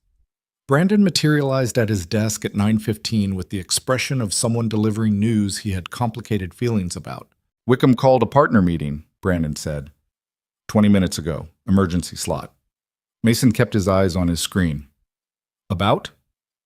About Hartwell's request. He lowered his voice. "They want you in the third meeting." The floor around them had the quality of a room full of people pretending to work while actually listening. Mason could feel it. "What's Wickham doing about it?" "That's what the partner meeting is for." Brandon exhaled. "They can't just say no. She's the client. She's asking a reasonable question about methodology. Saying no basically tells her you don't have the technical bench to support the analysis, which is the truth, but they can't admit it." He paused. "They're stuck." Okay. Mason, they're in there right now deciding whether to... Brandon. Mason finally looked up. "What do you want me to do with this information?" Brandon opened his mouth and then closed it. "I don't know," he admitted. "I just thought you should know." "I do know, thank you." He went back to work. The partner meeting lasted 45 minutes. At 11:10, Dennis Holt appeared at Mason's desk. He was wearing the face of a man delivering a message he personally disagreed with and had decided to frame as neutrally as possible. "The Hartwell third meeting," Holt said. "We need you in it." Mason looked at him. "I thought I wasn't on the partnership team." "We're making an adjustment." "What kind of adjustment?" Holt had the grace to look uncomfortable. "You'll be presenting the currency exposure methodology. Walsh will lead the overall presentation. You'll come in for the technical section." "So I come in, present the work, and leave?" "Essentially." "Is my name going on the analysis materials?" Holt blinked. "The materials are already... I know what the materials say. I'm asking if they're going to be corrected before the meeting." Holt was quiet for a second. "I'll look into that." "I'd appreciate it," Mason said, and went back to his screen. Holt stood there a moment longer, apparently recalibrating, and then walked away. Mason heard him get on the phone 30 seconds later, voice low, somewhere near the copy room. He didn't try to listen. He went back to the Pemberton follow-up and finished it by noon. The correction to the materials didn't come. He'd known it probably wouldn't. That particular battle was too established in the firm's internal record to be unwound in 72 hours just because a client had asked a question. He wasn't going to make it a condition of his attendance. The client mattered. The analysis mattered. He would walk into the room and present work that was his and that he could defend with his eyes closed, and Evelyn Hart would be sitting across the table from him. And he would do his job the way he always did his job, which was well and without requiring anyone's permission to do it. The night before the meeting, he didn't message her. He wanted to. He'd picked up his phone 3 times and put it down. He didn't want it to be a coordination, a strategy.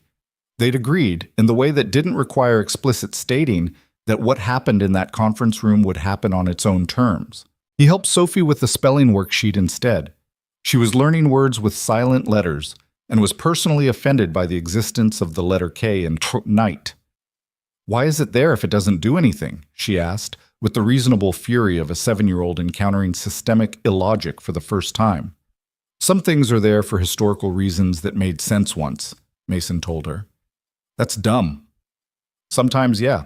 She wrote the word correctly and moved on to wrench, with renewed suspicion of the alphabet. He put her to bed. He checked on Caleb, who was fine, and Lily, who had acquired, by means Mason hadn't fully investigated, a new stuffed rabbit that was sitting next to Gerald and appeared to have been named Margaret. He stood in the hall between their rooms for a second. Then he went to bed, set the alarm for 5:15, earlier than usual, and lay in the dark with the city outside his window and the white noise from Lily's room and the specific quality of the night before something happens. He woke up before the alarm.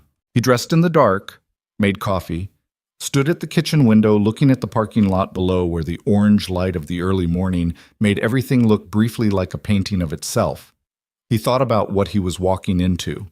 He thought about the chair that was lower than Wickham's and the room full of people who had spent 6 weeks making him smaller, and the woman on the other side of the table who had come to a rooftop and said, "Don't." He thought about what it cost to stay honest in a room designed to cost you that. He drank the coffee.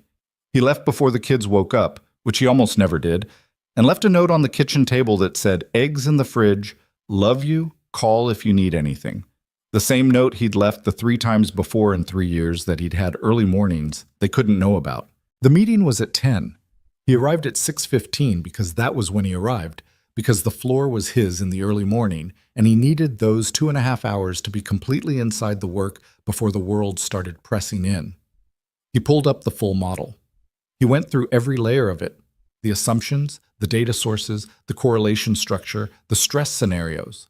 Not because he'd forgotten any of it, because he wanted every number to be alive in his hands when he walked into that room. At 9:50, he took the elevator to the 24th floor. The conference room was the large one at the corner, floor-to-ceiling glass on 2 sides, the bay visible on one horizon, the city on the other. Walsh was already there, setting up his presentation on the screen with the careful movements of someone who was managing anxiety through action. Holt was talking to one of the partners near the credenza. 2 other analysts from the partnership team were arranging materials. Wickham stood near the window with his phone, doing the thing where you look at it to avoid looking at the room. When Mason walked in, Wickham looked up. Something shifted in his expression. Not hostility, not warmth. Assessment. "Mason," he said. "Mr. Wickham. Ready for this?" "Yes." Wickham held his gaze for a second. "We need this to go well." "I know." "The partnership is important to the firm." "I know that too." Another beat. Then Wickham looked back at his phone, which was as close to acknowledged as that conversation was going to get. The Hartwell team arrived at 10:02. 4 people from their deal team, 2 senior advisors, and then Evelyn Hart. She was in a gray suit, hair back, and she walked into the room the same way she'd walked into the gala. Not performing it, just entering it. Her eyes moved across the room with the efficient survey of someone cataloging information, and when they landed on Mason, they stopped for less than a second and moved on. That half second was enough. He felt it in his chest the way you feel a change in atmospheric pressure, something settling, something confirmed. He was here, she was here, the work was here. Whatever happened next would happen on real terms. She sat down across the table. The Blackridge partners arranged themselves with the particular choreography of a group that had rehearsed this but not rehearsed it enough. Walsh opened his laptop. Holt adjusted his jacket. Mason sat at the far end of the Blackridge side, slightly removed from the formation, which was either intentional or the result of no one explicitly including him in the seating arrangement. He put his materials on the table. He folded his hands. He waited. Walsh began the overview. He was competent at presentation, smooth, practiced, the kind of delivery that came from years of talking to client rooms and learning their rhythms.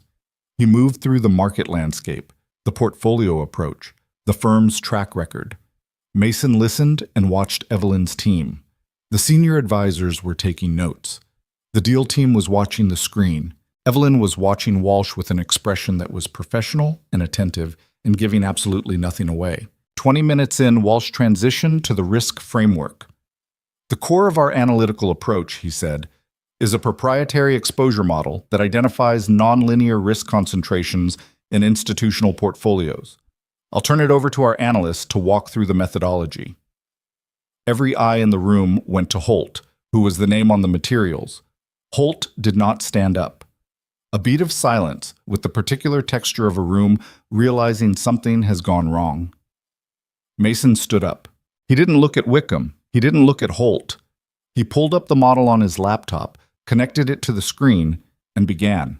"The framework starts with a problem that standard correlation models don't capture well," he said. His voice came out level. Clear. The exhaustion and the politics and the previous 6 weeks were somewhere in him, but they were not in his voice. In diversified EM portfolios, the traditional approach to hedge construction uses historical correlation data from volatility regimes that don't apply to current conditions. The result is a hedge that looks sufficient on paper but is structurally undersized in ways that only become visible under stress. He walked them through it. Every layer. The data architecture, the regime switching assumption, the stress scenarios he'd modeled over 6 weeks of early mornings and late nights. He answered questions from the Hartwell advisors, precise, technically specific questions, the kind designed to determine whether the person presenting actually understands what they built. He answered everyone without consulting notes. He was 40 minutes into it when Evelyn spoke for the first time. The third stress scenario, she said, the one where the hedge correlation breaks down to 40% of the modeled value. What's your confidence interval on that deterioration rate? The room was very quiet. Walsh had a tablet in his hands and was looking at it in the way of someone hoping something useful would appear on it. Mason looked directly at her.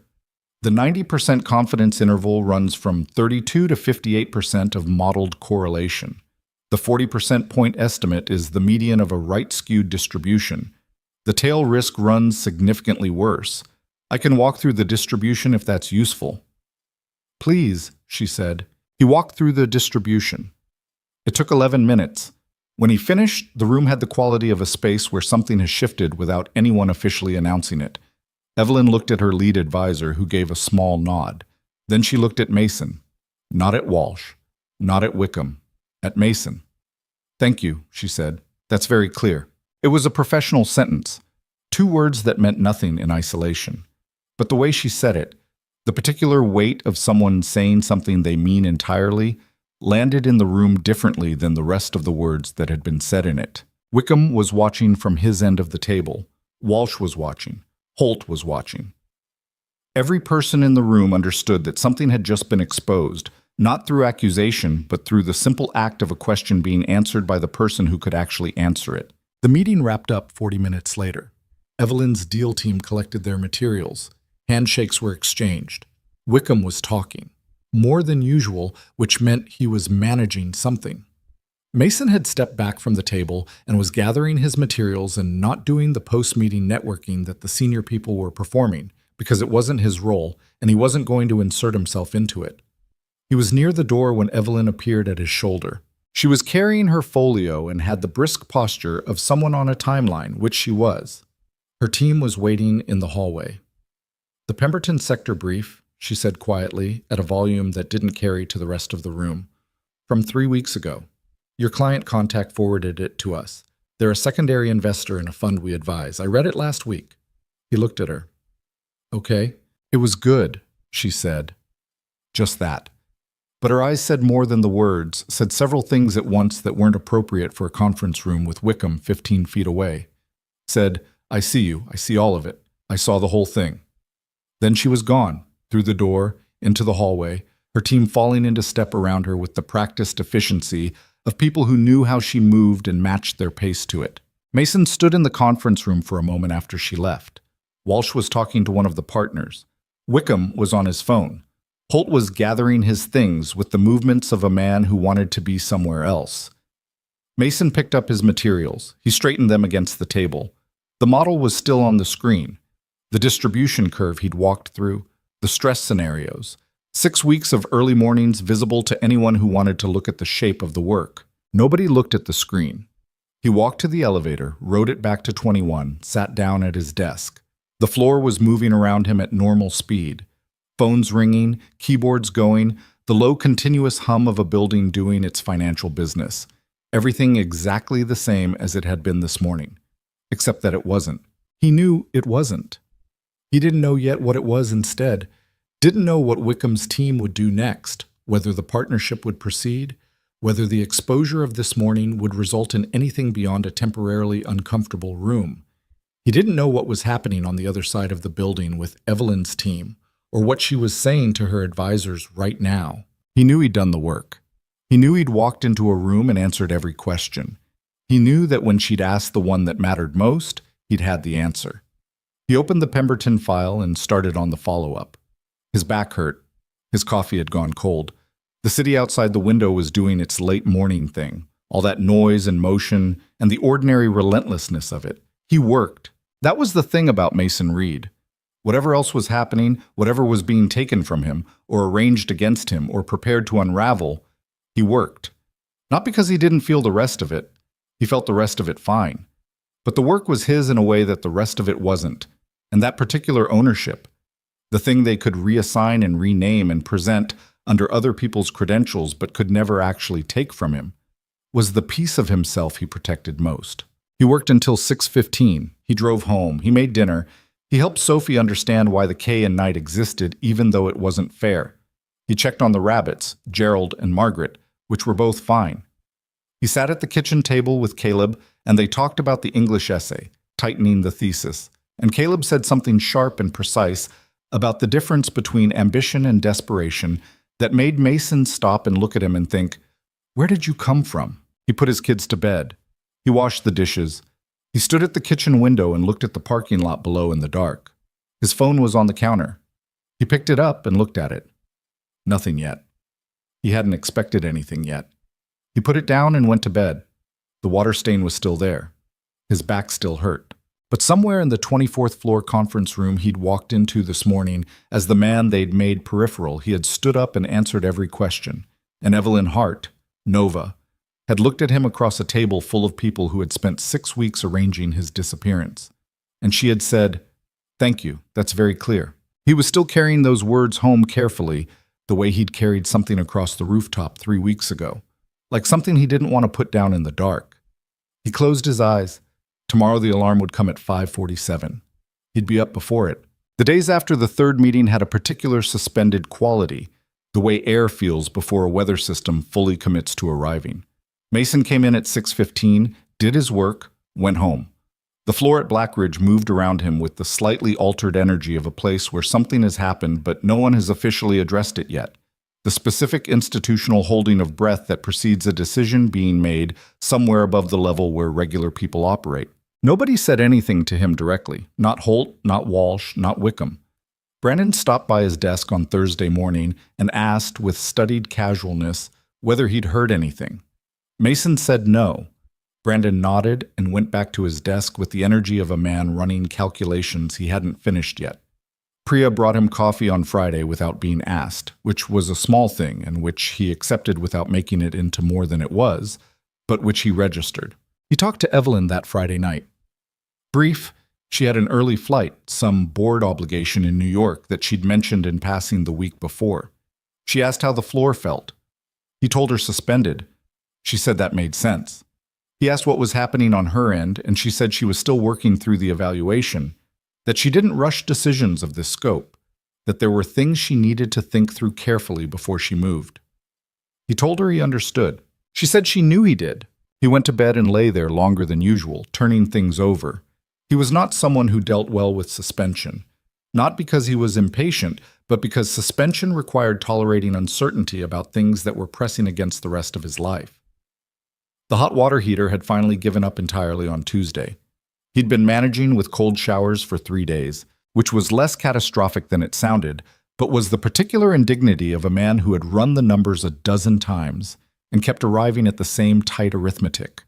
The bill for it was sitting on the counter next to the other bills, this one with a sticky note from the plumber that said the unit needed replacement, not repair, which was the more expensive of the two possible outcomes, and therefore the one that had happened.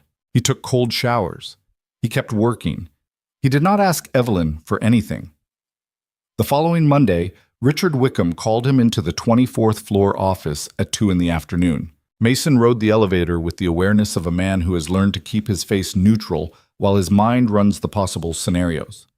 Renata showed him in with the particular stillness of someone who knows the contents of a meeting she isn't in. The office was the same. The chair was still the lower one. Mason sat in it. Wickham was behind the desk. He looked, not angry, Mason thought, but reconfigured, like someone who had spent the weekend moving pieces around a board and had arrived at an arrangement that satisfied neither side but was the only stable one available. "The Hartwell situation," Wickham began. Mason waited. "Evelyn Hart's team has indicated they want to continue partnership discussions." He paused on that as if weighing something. "They've also indicated that the terms of any partnership are contingent on certain structural assurances about the analytical capacity of the team they'd be working with." "What kind of assurances?" Wickham looked at him directly. "They want you specifically attached to any joint advisory structure, named in the agreement. Not a team, not a division. You." The office was very quiet. The HVAC moved through it. "I see," Mason said.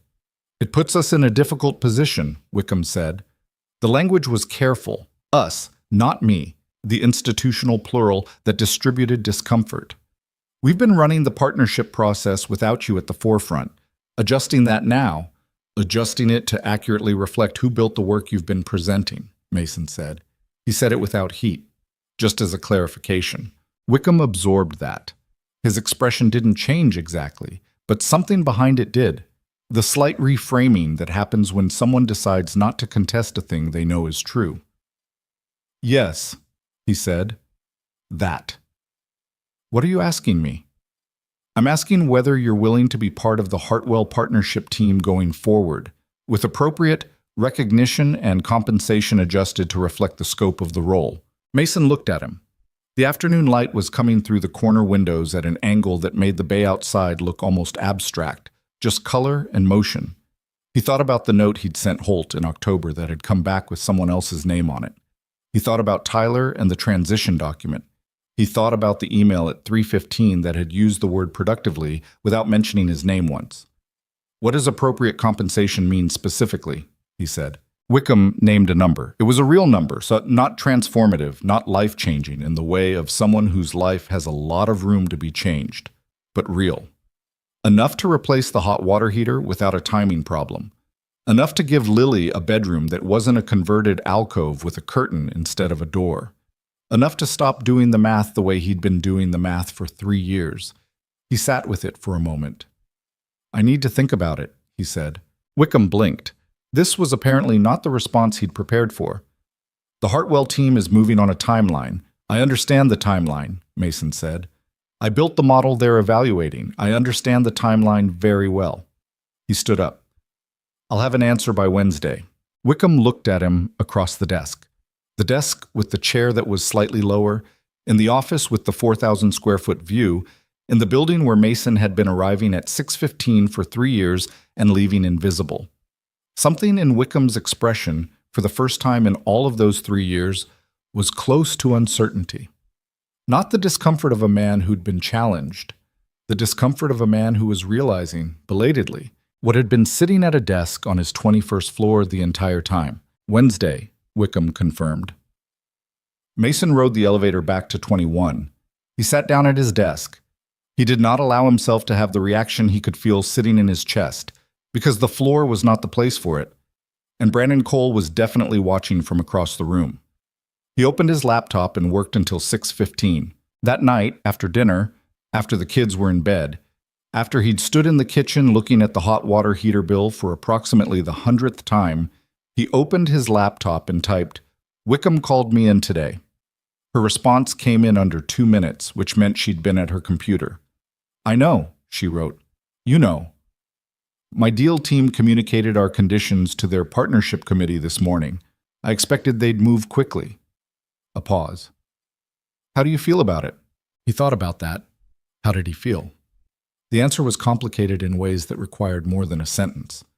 "I feel like I'm being offered back something that was mine in the first place," he wrote, "which is, I don't know. It's not nothing, but it's also not the same as it having been right." "No," she agreed, "it's not." He offered me a number. "Is it fair?" "It's better than what I have. Whether it's fair in absolute terms is a different question." "What are you going to do?" He looked at the bills on the counter. The hot water heater note. The sticky note from the plumber. Gerald and Margaret sitting on a shelf in Lily's room, visible through the partially open door. Sophie's spelling worksheet on the kitchen table, still there because she'd wanted to show it to him again in the morning. The silent K in night circled in red because she'd gotten it right and wanted the evidence preserved. "I don't know yet," he wrote honestly. "Can I say something?" "You don't usually ask. This one's different." A pause. "I don't want you to take it because of me, or because of any pressure related to me. If you decide the offer is fair and the role is what you want and Blackridge is where you want to be, that's a real decision, and I'll respect it completely. But if you're taking it because you feel like you owe something to the situation we've—" She stopped, started again. "I need you to make this decision like I don't exist, like the rooftop didn't happen, like the only variables are you and your work and your kids and what you actually want." He read that twice. "You're making yourself not exist in my decision. I'm trying to make sure you don't factor me as an obligation. You're not an obligation. I know, but you're the kind of person who factors things. And I'm a variable in this situation, whether we want me to be or not. I want to make sure the variable I represent is clear. He thought about that for a long time. Outside, the city was doing its night thing. Lily's sound machine was audible from the hallway. The refrigerator hummed. The plumber's note sat on the counter in a handwriting that had no idea what kind of weight it had been assigned. "What are you offering me?" he typed, and then stopped, and then wrote what he actually meant. If what's happening between us becomes something real, what does that look like practically? I have 3 kids. I have a life that is not, I'm not a person with a lot of flexibility. I need to know what I'm actually considering before I can make any decision clearly. The pause was longer than usual, long enough that he wondered if he'd said too much, gotten too specific, broken whatever careful balance they'd been maintaining. Then, "I've been thinking about that since the gala," she wrote. "Honestly, I don't have a clean answer. I know what I want in general terms. I'm less sure about what's possible in practical terms. But I've never been the kind of person who decides something is impossible before trying to figure out what it would actually take. Your life is, I know what my life is. I built it. I also know what it doesn't have in it, and I've known for a while." A pause. "Your kids aren't a complication to me, Mason. I want you to understand that. They're part of who you are. The man I've been talking to for 8 months is a man who gets up at 5:15 to make sure his kids have what they need.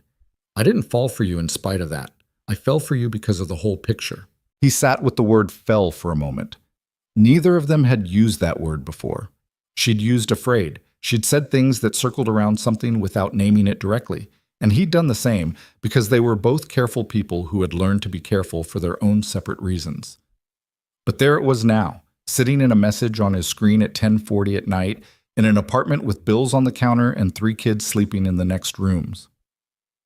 "Fell. I'm not a simple person to be with," he wrote. It came out almost like a warning, which was not quite what he meant, but was close enough. "I know that," she said. "I'm not simple either. We'd be 2 complicated people figuring out something hard." A pause. "I think that's better than the alternative." "What's the alternative?" 2 simple people who never have to figure out anything. He almost smiled. He was sitting alone at his desk in the dark, and he almost smiled. "Okay," he typed. "Okay what?" "Okay, I hear you. About making the decision independently." He looked at the counter. "I'm going to sleep on it." "Good," she said. "Mason, yeah. Whatever you decide, I'm not going anywhere. That's not contingent on your answer to Wickham." He held on to that. "I know," he wrote. He believed it. He closed the laptop. He looked at the plumber's note one more time. Then he went to bed. He didn't sleep right away. He lay there running the actual variables. Not the emotional ones, those he'd sit with later, but the arithmetic ones. The number Wickham had offered. The adjusted cost of living it would enable. The scope of the role as described, which was real work, and work he was capable of doing well. The alternative, which was staying in the same position he'd occupied for the past 3 weeks. Peripheral, managed down, technically employed but professionally diminished. He ran it honestly, without Evelyn in the equation, just him and 3 kids and the work and the math. The math said the offer was real. The other thing, the thing that wasn't math, said something different. He fell asleep before he resolved it, which was probably honest. He woke up before the alarm. 5:08. He lay there for 7 minutes and then got up because lying there wasn't resolving anything. He made coffee. He stood at the kitchen window in the dark. The parking lot was empty except for Mrs. Delgado's car and a truck that had been there since Friday. The city was quiet in the way it got in the hour before it fully woke up. He thought about 3 years of 6:15 arrivals, 3 years of work that went out under other people's names, 3 years of a place that had taken what he built and given him the shell of a position in return.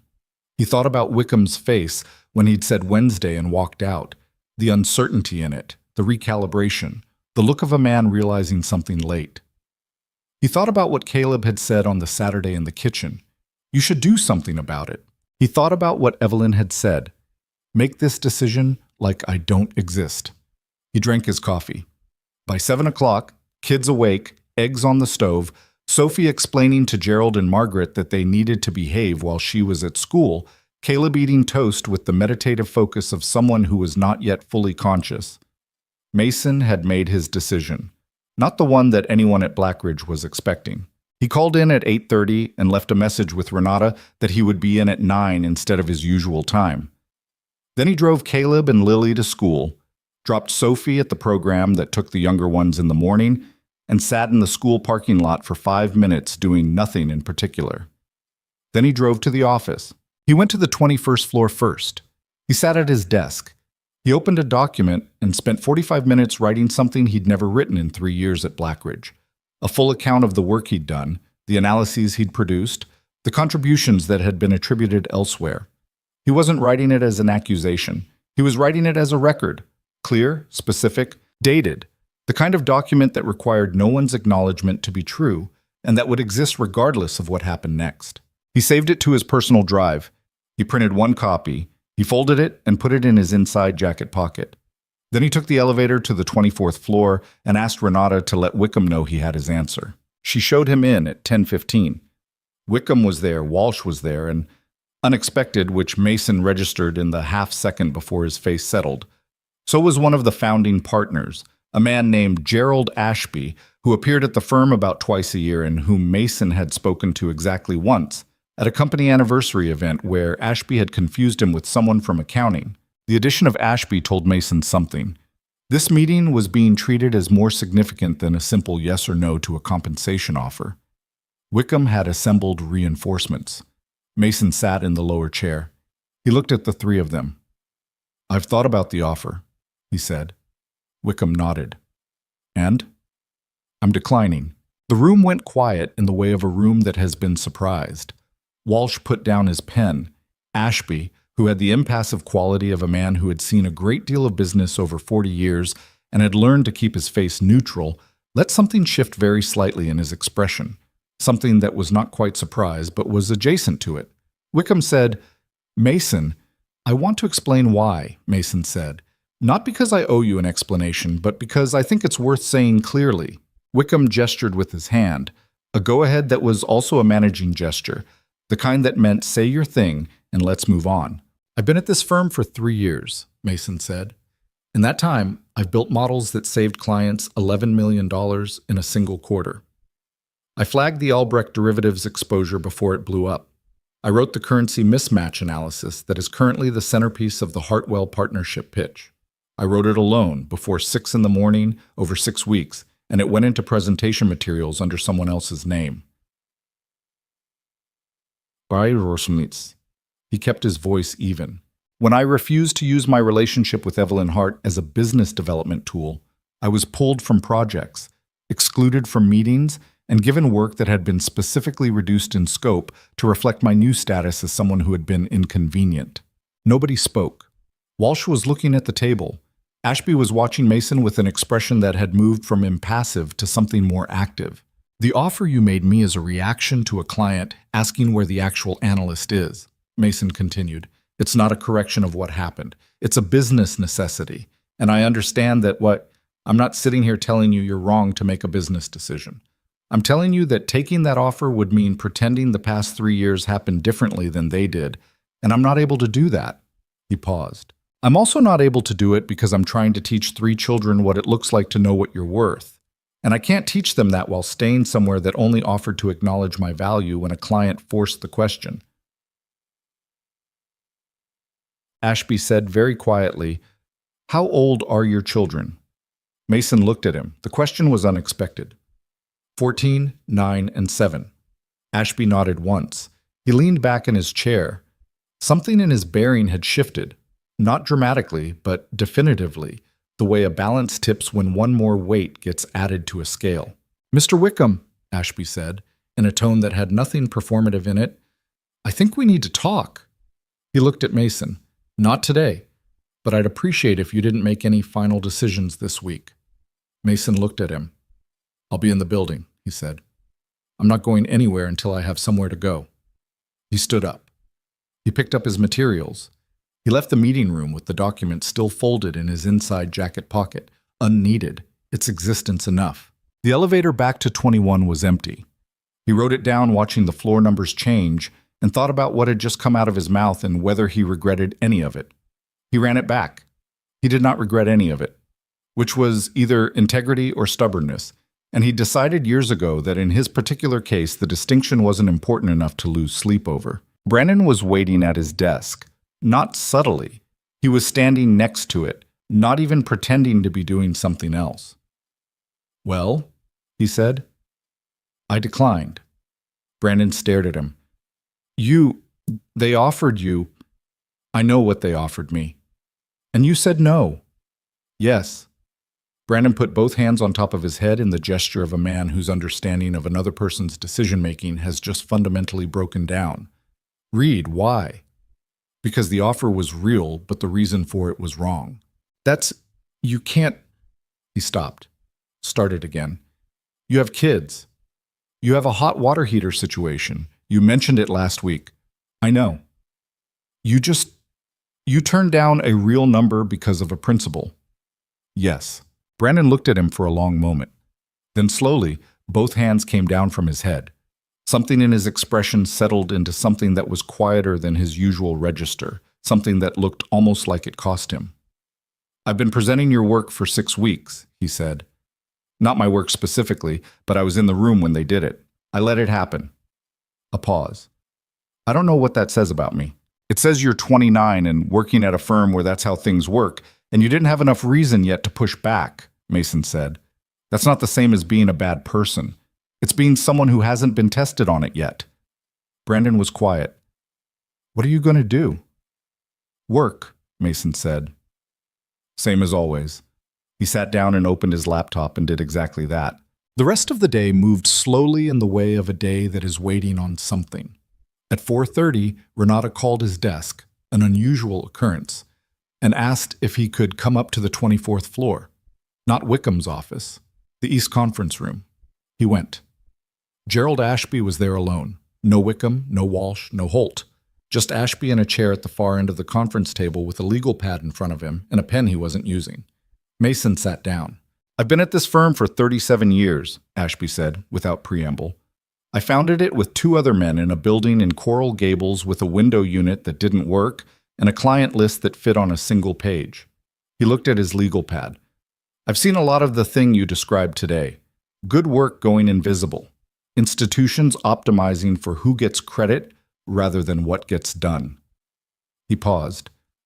"I've participated in it at various points in ways I'm not particularly proud of." Mason waited. "I pulled the records this morning," Ashby said. "Your contribution records, the project logs, the attribution history on the major analyses from the past 3 years. My assistant spent the morning cross-referencing them." He looked up. "It's worse than I thought." Mason said nothing because there was nothing to say. It was exactly as bad as he documented in the folded paper in his jacket pocket, and exactly as bad as anyone paying attention would have found. "I want to make you an offer," Ashby said. "Different from what Wickham offered. Not a role on the Hartwell team, not a compensation adjustment. I want to fund a new division, independent risk advisory, operating as a separate entity within the firm, but with its own structure, its own client relationships, its own brand, led by you." He picked up the pen, looked at it, put it down. "It's not something I can promise will work. It's a genuine risk. You'd be building something, not stepping into something that already exists." Mason sat very still. "Why?" "Because the Hartwell thing made visible something I should have been paying attention to 3 years ago. And because—" Ashby stopped. Something in his face did the thing that people's faces do when they're being honest about something that costs them dignity. "Because I've been coasting on the assumption that good work finds its level eventually. Your situation is evidence that it doesn't. Not automatically. Not without someone deciding to make it find its level." "What's the timeline on this?" Mason said. "I want to move in 30 days, structure it before the Hartwell partnership is finalized, so you're entering those discussions from a position of your own rather than as an employee seeking recognition." "What's the comp structure?" Ashby named terms. They were not the same number as Wickham's offer. They were larger, structured differently. Base plus equity in the new division, which was either worth something real in 2 years or it was worth nothing, and the difference between those outcomes would be Mason's work. He thought about what Evelyn had said. "Make this decision like I don't exist." He thought about this decision. about the independent variable of it, just him and 3 kids and the work, and the question of whether he trusted himself to build something rather than maintain something.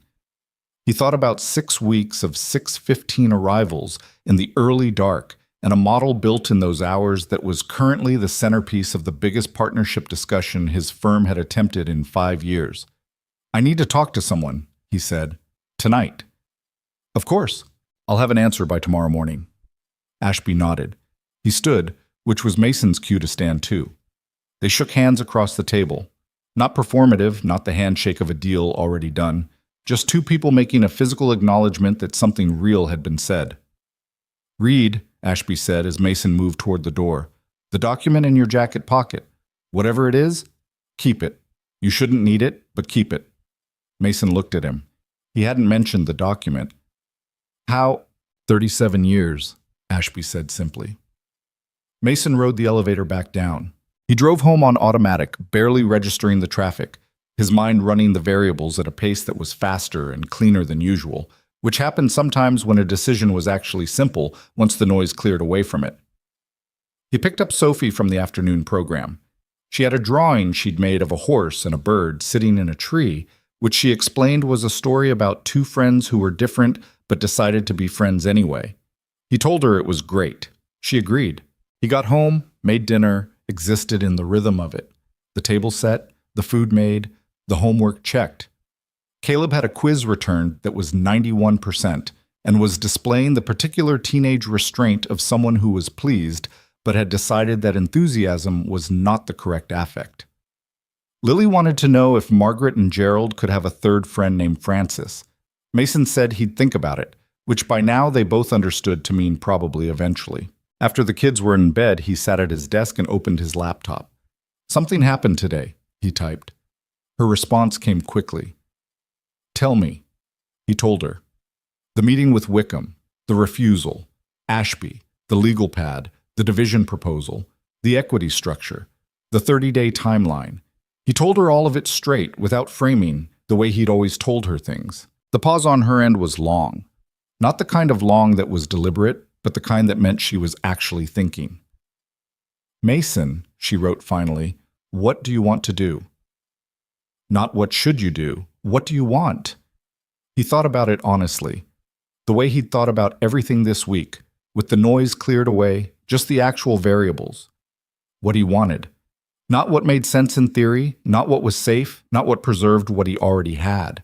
What he actually wanted. "I want to build something," he wrote.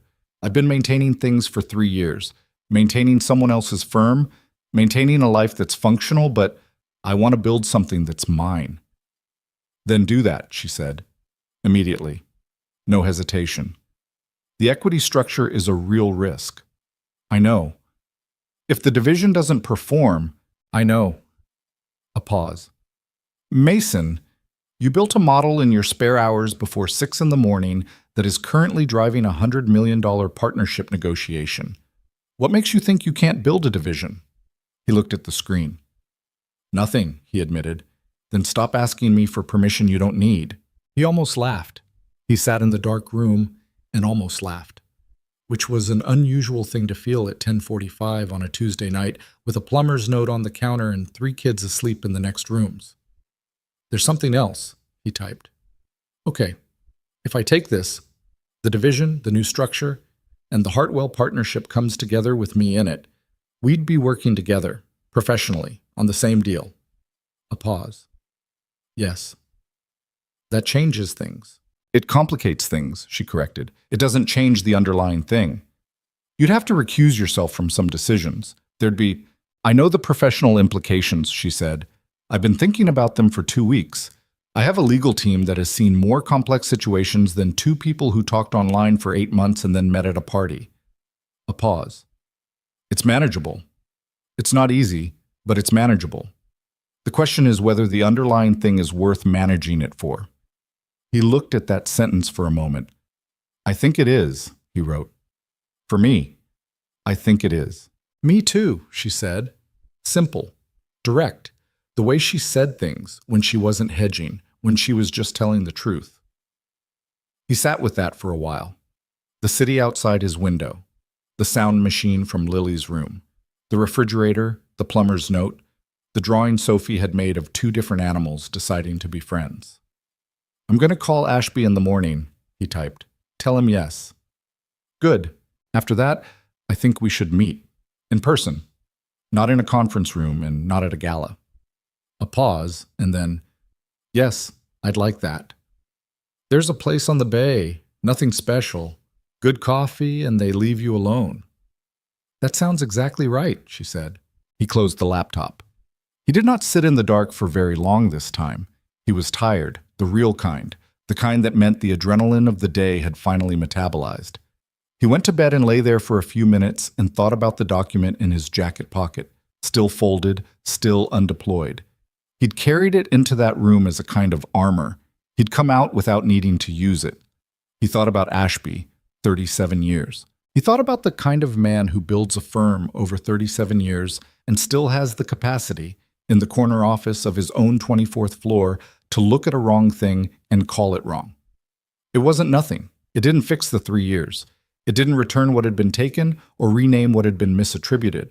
But it was a man choosing to do a late right thing over a convenient wrong one, and Mason, who believed in being fair in his assessments even when it complicated his resentments, noted it. He would call Ashby at 8 in the morning. He would go to the Bayside coffee place on a day when they could both manage it and sit across from Evelyn Hart, from Nova, in a context that was neither professional nor digital, just two people in a public place, and he would figure out what that was like, and whether it held up in daylight, and whether the whole complicated human mess of what had been building since a rooftop in October had roots that could hold weight, or whether it was something else entirely. He didn't know. He was honest enough to not know, but he was going to find out. The alarm was set for 5:15. He'd be up before it. He was always up before it. He closed his eyes. The sound machine from Lily's room. The city outside doing what cities do. 3 kids in 3 rooms, existing, breathing, needing him tomorrow morning and the morning after that, and all the mornings after that, which was the most grounding thought he had access to on any given night, and which he let himself feel fully before the sleep came. Sophie's drawing was on the kitchen table, a horse and a bird in a tree. 2 different animals deciding to be friends anyway. He told her it was great. It was. He called Ashby at 8:03 in the morning. He'd been up since 5, made coffee, sat at the kitchen window watching the parking lot go from dark to gray to the flat yellow of a Miami morning that hadn't decided yet what kind of day it wanted to be. Caleb had come out at 7:15 in the semi-conscious state he operated in before school, found the cereal, eaten it standing at the counter, and departed without any formal acknowledgement of Mason's presence, which was normal and which Mason had stopped taking personally around the time Caleb turned 13. Sophie had appeared at 7:30 demanding to know where Gerald and Margaret were, located them on the shelf where she'd left them the night before, informed them of the day's schedule, and returned to getting dressed. Lily had eaten breakfast quietly, looking out the window, doing the thinking thing. "Did you decide something?" Lily asked. He looked at her. 9 years old, still in her school shirt, a piece of toast in her hand. "What do you mean?" "You have the face," she said. "The other one. Not the one Caleb talks about, the different one, where you've decided something and you're waiting to do it." He looked at his daughter for a moment, the specific strange experience of being read accurately by someone who had known him her whole life but only 9 years of it. "Yeah," he said, "I decided something." "Good decision or bad one?" "I think good." She considered this, took a bite of toast, looked back out the window. "Okay," she said, as if that settled it. He drove them to school. He sat in the parking lot for 3 minutes, then he called Ashby. The conversation was brief. Ashby had been expecting the call. He said so without making it a performance, just stated it as information. Mason said yes to the division, yes to the equity structure, and told Ashby he wanted the attribution on the existing analyses corrected in the Hartwell materials before the next meeting. Not as a condition, as a fact that needed to be true before he could do the work going forward with any integrity. Ashby said he understood. Mason drove to the office. He arrived at 8:50, which was the latest he'd arrived in 3 years, and the floor noticed it the way floors notice small disruptions in established patterns. He sat at his desk, opened his laptop, and began writing the framework for what the new division would look like. Not a proposal, not a pitch to anyone internal, just the actual structural thinking, the way he built everything, from the ground up, with the assumptions stated clearly and the risks acknowledged. He worked until noon without interruption. Then Brandon appeared, which was as reliable as the tides. "Word travels," Brandon said. He pulled up the empty chair from the adjacent desk and sat in it, which he almost never did. It was a gesture of something, not intimacy exactly, but a deliberate choice to be present rather than hovering. "Ashby called a partner meeting this morning. You're getting a division." "Yes." "Named Reed Advisory, within the Blackridge structure, but independently branded." Brandon was quiet for a second. He had a coffee cup that he was turning in his hands in the way of someone who needed something to do with his body while his brain worked. "What happened to the lower number Wickham offered?" "Different offer." "Better?" "More uncertain. Equity-based." Brandon nodded slowly. He understood equity. He'd grown up around equity. He knew the difference between a guaranteed number and a number that required you to build something real first. "You took the riskier one," he said. "Yes." Because it's mine," Mason said. Just that. Brandon sat with it. The coffee cup rotated in his hands. Outside the window, Miami was doing the midday thing, where the light went flat and white, and the bay looked like hammered metal. "I want to work with you," Brandon said. "On the division, if you'd have me." Mason looked at him. The 29-year-old who had mocked him about arriving without a date to a rooftop gala 6 weeks ago, who had watched Mason's work get attributed elsewhere and hadn't pushed back, and who had known it and had been carrying that knowledge with the particular discomfort of someone who was not entirely comfortable with what it said about them. Not a bad person. A person who hadn't been tested yet, and had now been tested and was trying to decide what kind of person he wanted to be on the other side of the test. "Not right away," Mason said. "The division needs to be established on its own first, but talk to me in 3 months. If you've done the work I think you're capable of doing, and if you've done it honestly, then yes." Brandon nodded. He seemed to understand that this was a real answer and not a polite deflection. 3 months, he said. He stood up, put the chair back. Then, with the slightly awkward directness of someone practicing a kind of honesty they're not yet comfortable with, "You deserved better here. For 3 years. I want you to know that I know that." Mason looked at him. "I know you know," he said. Brandon went back to his desk. Mason worked through the afternoon. Around 3, Priya stopped by and asked if the rumors were true. He confirmed them. She looked at him for a long moment with the expression of someone whose response to good news for people they respect is complicated by the knowledge that the good news came from an institutional wrong being corrected late. She said she was glad. He believed her. She went back to her desk, and he went back to his framework, and the afternoon moved toward evening with the particular quality of a day that had done what it needed to do. He left at 5:30. Not 6:15, not the early departure of someone managing optics. Just a man who had made his calls and built his framework and whose kids needed dinner. He drove home with the radio on for the first time in weeks, which he didn't consciously notice until he was 3 blocks from the apartment and realized he'd been listening to something without registering it as noise to manage. He made dinner. He did not think about divisions or equity structures or Hartwell Global. He thought about whether the pasta was cooked enough.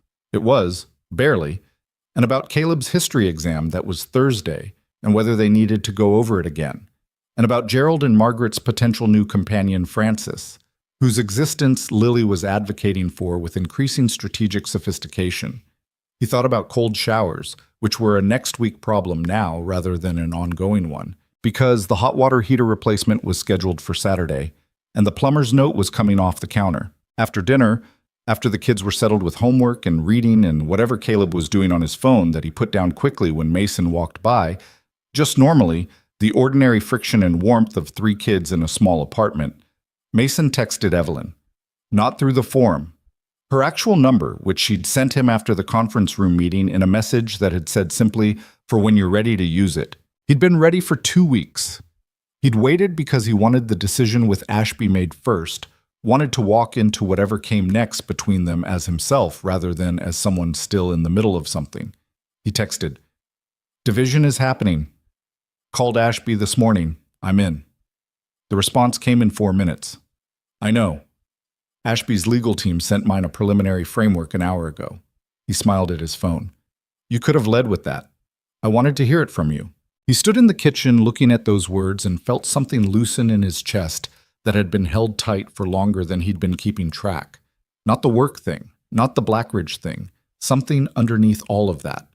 The particular tension of a person who has been managing so much for so long that they've stopped distinguishing between the things that are genuinely heavy and the things that are heavy because they've never been put down. The coffee place, he typed. Saturday morning, 9 o'clock. Kids have a thing at 10, so I have to be back, but 9 o'clock, she confirmed. I'll find it. It's not hard to find. There's a pelican that sits on the dock most mornings. Not affiliated with the establishment, he just likes it there. A pause, and then, I'll look for the pelican. He put his phone in his pocket. Sophie was calling from the living room with a question about spelling. He went to help her. Saturday morning arrived with the particular quality of Miami Saturdays in late autumn. Not cold, never cold, but with a quality of air that was different from the summer press of heat, something lighter and more honest about itself. Mason was up at 6. He made coffee and sat at the kitchen table and looked at Sophie's drawing, which had been there all week, the horse and the bird in the tree.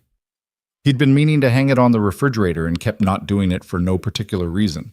And this morning he got up and found a magnet and put it up, slightly off-center, next to a school photo of Lily from last year that he'd been meaning to replace with the new one. The kids woke up in sequence. Sophie first, then Lily, then Caleb at 8:15 with the specific hair situation of someone who had slept in the exact same position for 9 hours. Mason made eggs. They ate. He told them he had something in the morning and Mrs. Delgado would be down the hall, and that their program started at 10 and they needed to be ready by 9:45. Caleb said he was always ready. Lily pointed out that last week Caleb had been looking for his left shoe at 9:43. Caleb said that was an anomaly. Sophie ate her eggs and did not weigh in on the shoe discourse. Mason showered, hot water, the first since Tuesday.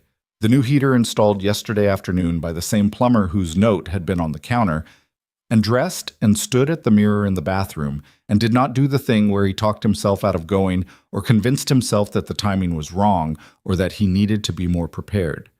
He'd done enough of that in the previous weeks to have exhausted the exercise. He drove to the bay. The coffee place was called something forgettable, coastal something, or bayside something, and had been there long enough that the sign had faded in a way that meant it was either a fixture or soon to be gone. 6 tables outside on a dock that extended 12 feet over the water. A counter inside where a man in his 50s took orders without particular enthusiasm, but also without hostility. Coffee that was good and honest. The kind of place that had survived because the thing it did without pretending to be anything else. The pelican was there. It was sitting on a dock post 30 feet out, watching the water with the focused indifference of a bird that had been doing this longer than any of the humans around it. Mason got coffee and sat at the table at the end of the dock. 8:50. He watched the water. The bay was flat and silver this morning, the kind of flat that happened when the wind hadn't decided yet. A boat moved in the distance. Someone jogged along the path that ran behind the coffee place. The pelican didn't move. He heard her before he saw her. The specific sound of footsteps on a wooden dock, unhurried. He looked up. Evelyn Hart in jeans and a dark jacket, hair down, no briefcase, no team. Just her. She was looking at the pelican. You weren't wrong, she said. About the pelican. He's reliable. She sat down across from him. Up close, in daylight, without a gala or a conference room between them, she looked like someone who slept less than she should and moved through the world faster than was comfortable for most people, and had made a series of choices that had gotten her to 30 years old with $11 billion and no one in the passenger seat. She looked like a person, not a profile, not a CEO, not Nova translated into physical form. A person who had bags under her eyes and who was holding her coffee cup with both hands, the way people do when they need something to hold. Hi, she said. Hi. They sat for a moment with the water and the pelican and the city going about its Saturday business behind them. I've been thinking about what to say for 3 days, she said. I had several versions. They all sounded like a TED Talk, so I scrapped them. Probably good. I landed on just being here and seeing what happens. That's what I was going to do too. She looked at him. The morning light on the water was doing the thing it did. the silver going to gold in patches where the angle was right. She looked tired and clear-eyed and exactly like herself. "How are you feeling about the division?" "Scared," he said. He didn't soften it. "It's real work to build something. I've been executing on other people's structures for 3 years and I'm good at it, but building is different. You know things are going to go wrong that you can't predict and you can't protect against in advance. It's just, you do it and you deal with what comes." "Yes," she said. "That's exactly what it is. You've done it. Several times. It doesn't stop being that." She wrapped both hands tighter around her cup. "The first time I did it, I was 24 and I had no money, and I had an idea, and I had a lot of confidence that I look back on now and think was about 60% bravado and 40% genuine." A pause. "I'm glad I didn't know the ratio at the time. What happened when things went wrong?" "Several things went wrong. In the first year, 3 things went wrong that I had specifically told my investors wouldn't go wrong." She said it flatly, not performing the memory. "I called each of them and told them what happened and what I was doing about it. I lost one of them. The other 2 stayed. One of them said afterward that the reason he stayed was because I called him before I had a solution instead of after. He said most people he'd worked with waited until they had something to show." "But desat." She paused. "I didn't have anything to show.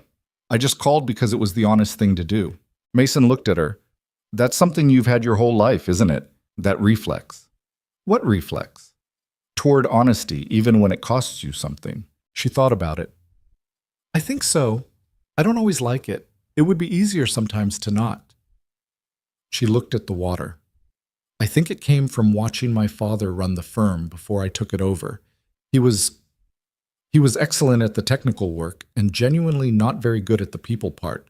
Not cruel, just he operated on the assumption that performance spoke for itself and that relationships were secondary to results.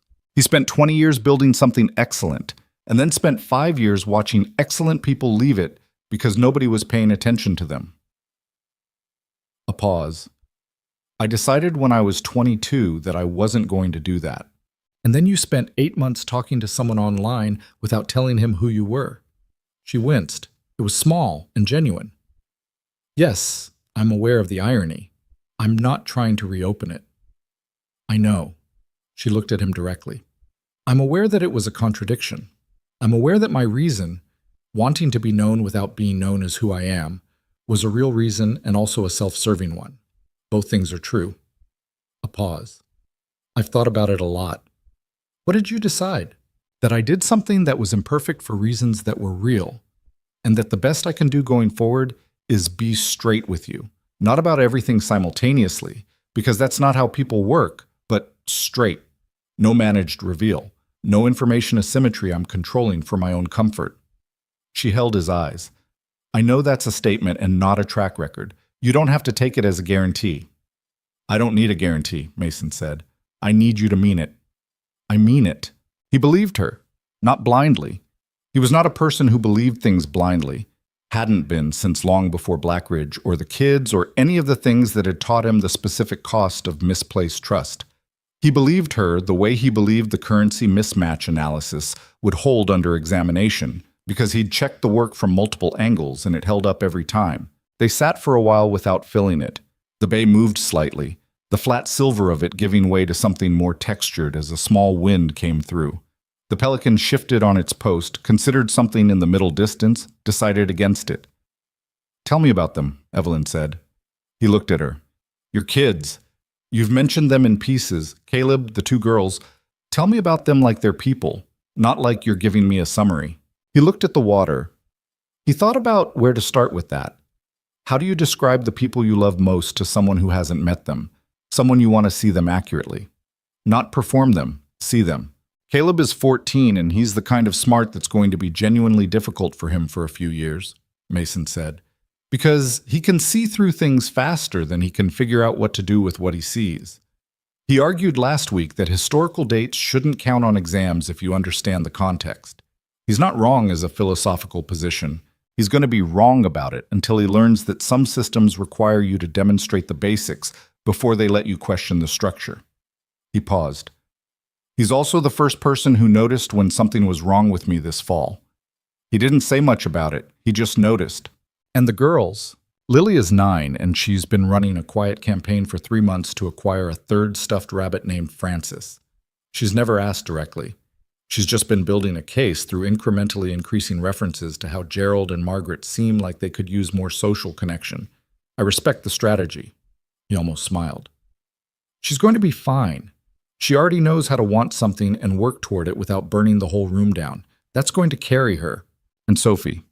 He was quiet for a second. Sophie is 7, and she is very confident that the world should make sense and is genuinely baffled when it doesn't. She made a drawing this week of a horse and a bird who became friends even though they were different. She explained the narrative arc to me in detail.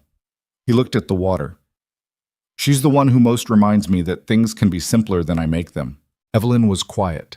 She had been listening the way she listened, fully, without preparing her response while he spoke, which was a thing he'd noticed about her online and which held in person the same way. "You love them the way people are supposed to love things," she said. "Not as a performance. You just do." "They're mine," he said. "Simple. Most people make that feel more complicated than it is." "I know." He looked at her. "You should meet them. Not today, not soon necessarily, but eventually, when it makes sense. I'm not going to keep the two parts of my life separated indefinitely." She held his gaze. "I'd like that. They'll have opinions. I would expect nothing less from the children of a man who went to a meeting with a folded document in his jacket pocket and still didn't use it." He stopped. "How do you know about the document?" "Ashby told me." Something in her expression was close to amusement, close to something else. "He said you came in armed and left without firing. He said it told him more than the conversation did." Mason looked out at the water. The sun had moved enough that the angle was different now, the silver fully gone to gold where the light hit directly. He thought about 37 years and a founding partner who had learned something late, but had learned it. He thought about the document still sitting folded in his jacket pocket upstairs in the apartment, which he'd decided to keep not as a weapon, but as a reminder of what he'd built, what he'd protected, what he'd refused to let go of even when the room made it expensive. "I didn't need it," he said. "The truth was already visible. You'd already been in the room." "Yes," she said. "I had." They sat with that for a moment. "I need to ask you something," Mason said, "and I need you to answer it honestly even if the answer is complicated." "Always."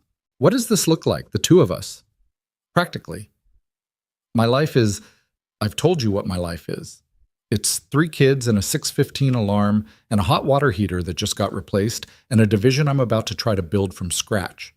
I don't have a life with a lot of," he paused, looking for the word, "room in it. And your life is different," she said. "I know." She set her coffee down. "I've been running an organization since I was 27. I travel 4 days out of 10 on average. I have a board that requires management and clients that require presence and a personal life that has consistently finished third behind the other 2. She looked at him. "I'm not going to pretend I don't know that's a problem. I'm not going to tell you it'll be easy or that I've figured out how to make it work because I haven't done this before with stakes I actually cared about." A pause. "What I can tell you is that I'm not interested in easy. I've had easy, and it turns out easy is just another word for low stakes. And I've been living at low personal stakes for a long time, and I'm tired of it." "You're 30 years old." "I know how old I am." She said it without heat. "I'm telling you that I've been building things since I was 22, and I know what it feels like when something is worth building and when it isn't, and I know which one this is." Mason sat with that. The coffee in his hand had gone from hot to warm. The Pelican had relocated to a closer post, apparently unmoved by the conversation happening 9 feet away. The Saturday morning was continuing without particular regard for the 2 people on the dock. "I'm going to get things wrong," he said. "I work too much. I spend a lot of mental energy on things that have already been decided and can't be changed. I keep things inside longer than is probably useful. I have 3 kids who will, at various points, have opinions about anyone I bring into proximity to our life, and those opinions will matter to me more than most things. I know. I'm not a simple person to be—" "Mason," she stopped him, not unkindly. "I know. I've known for 8 months. I'm not here by accident." He looked at her. Evelyn Hart on a wooden dock with morning light on the water and her coffee going cold and her hair doing the thing it did when the bay wind moved through it. Not curated, not managed, just there. The same person who had been Nova at 3 in the morning in arguments about institutional loyalty and whether honesty was a luxury. The same person who had walked across a rooftop and said don't to a man who had been about to disappear. Okay, he said. Okay, okay. He looked at her. We figure it out, both of us. We don't have to have it figured out right now. Something in her face settled, the way things settle when they've been held in tension and are allowed to release. Not relief exactly. She wasn't the type for unguarded relief. He knew that about her now. But something in that direction. Something that said, yes, that. There's one more thing, she said. Okay, the Hartwell partnership. When it finalizes, and I believe it will, the framework is sound. You'll be the primary contact on the Blackridge side. We'll be working together professionally. She looked at him steadily. I'm not going to pretend that's not complicated. My board will have views. Your situation at Blackridge will be layered. People will say things. Let them, Mason said. She looked at him, just like that. What would you like me to say instead? That I'm going to let what other people say about something real determine whether I pursue it? He looked at the water.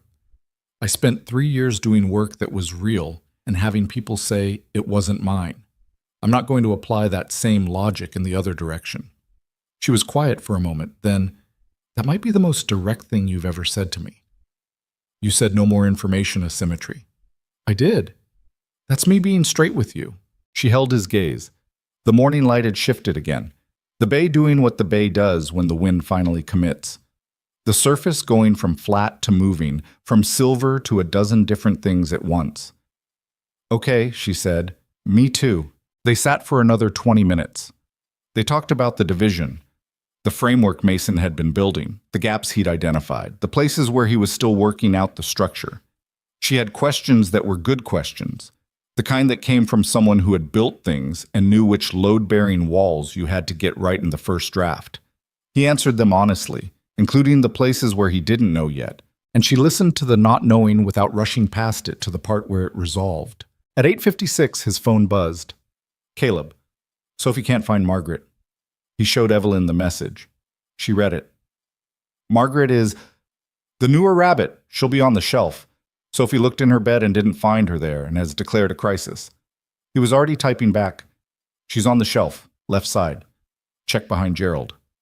A pause. Then Caleb. Found her. Crisis averted. Also, Sophie wants to know if you're bringing anyone home. He stared at that for a second. Evelyn had read it too. He'd been holding the phone in a way that wasn't private, hadn't been thinking about privacy, which was itself something. He watched her read it and watched her face do the thing that faces do when they receive information and decide what to do with it.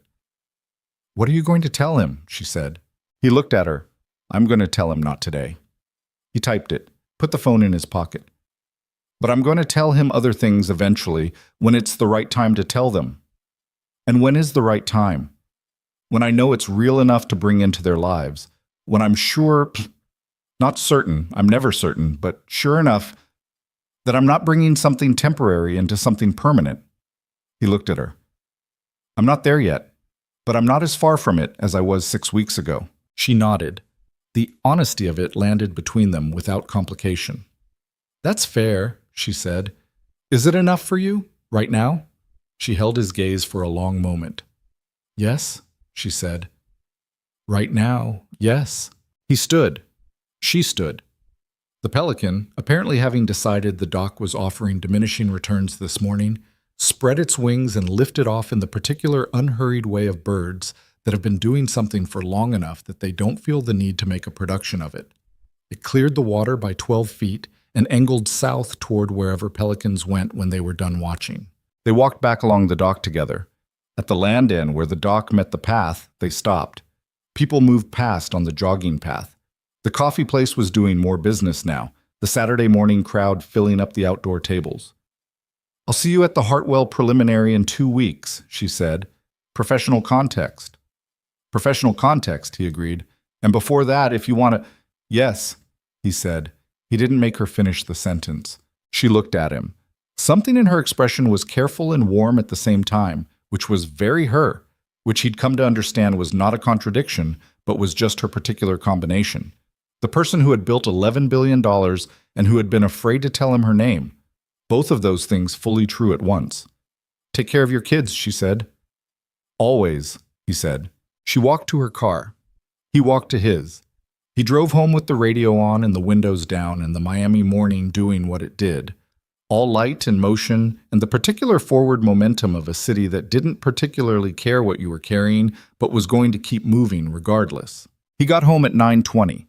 Sophie met him at the door with Margaret in one hand and Gerald in the other, and the news that she had found Margaret on the shelf behind Gerald exactly where she was supposed to be.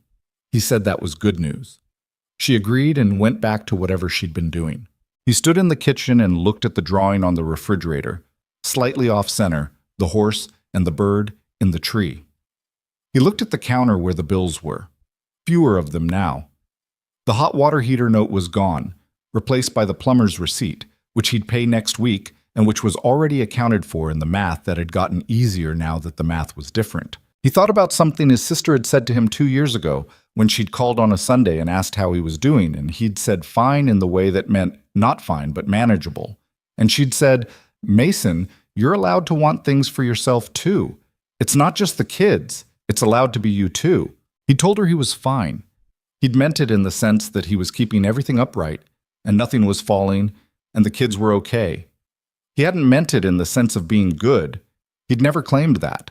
He understood now that those were different things, that the keeping upright was necessary and real and something he would never stop doing because those 3 people in his apartment needed it, and he would burn himself down to the waterline before he let them lack for it. But that it wasn't the whole story. That there was a version of his life where he was also, in the spaces between, allowed to want something for himself, allowed to be seen by someone who chose to see him, allowed to be not just the man who showed up before everyone else and stayed after everyone left and wrote documents in the early dark that ended up under other people's names, allowed to be, finally, building something with his own name on it. He'd refused Wickham's offer and walked out of the lower chair and said the thing out loud in front of Ashby and Walsh and 3 years of silence, and the world had not ended. The world had, in fact, done something more interesting than end. It had rearranged. Not cleanly, not without cost, not into anything that looked like the clean narrative of a man who did the right thing and was immediately rewarded for it. The hot water heater had still broken. The document had still needed to exist. 3 years of early mornings had still happened in ways that couldn't be retroactively fixed. But they had happened. They were part of him. The work he'd done in those early mornings was real, and had mattered, and was now the foundation of something he was building with his own name. And the woman he'd talked to honestly for 8 months because she couldn't see him had come to find him when she could. And his daughter had made a drawing about 2 different animals deciding to be friends. And his son had gotten a 91 on a quiz about a war that happened 160 years ago. And somewhere in the city, Evelyn Hart was probably already in her car on the way to something, the next thing, the way she always was. He had a 9:45 departure to meet. He had 3 kids who needed to be at their program by 10. He had a division to build starting Monday and a partnership meeting in 2 weeks, and a life that was not easy, had never been easy, was not going to become easy simply because some things had shifted, but was beginning, for the first time in a long time, to feel like it was fully his. He knocked on Caleb's door.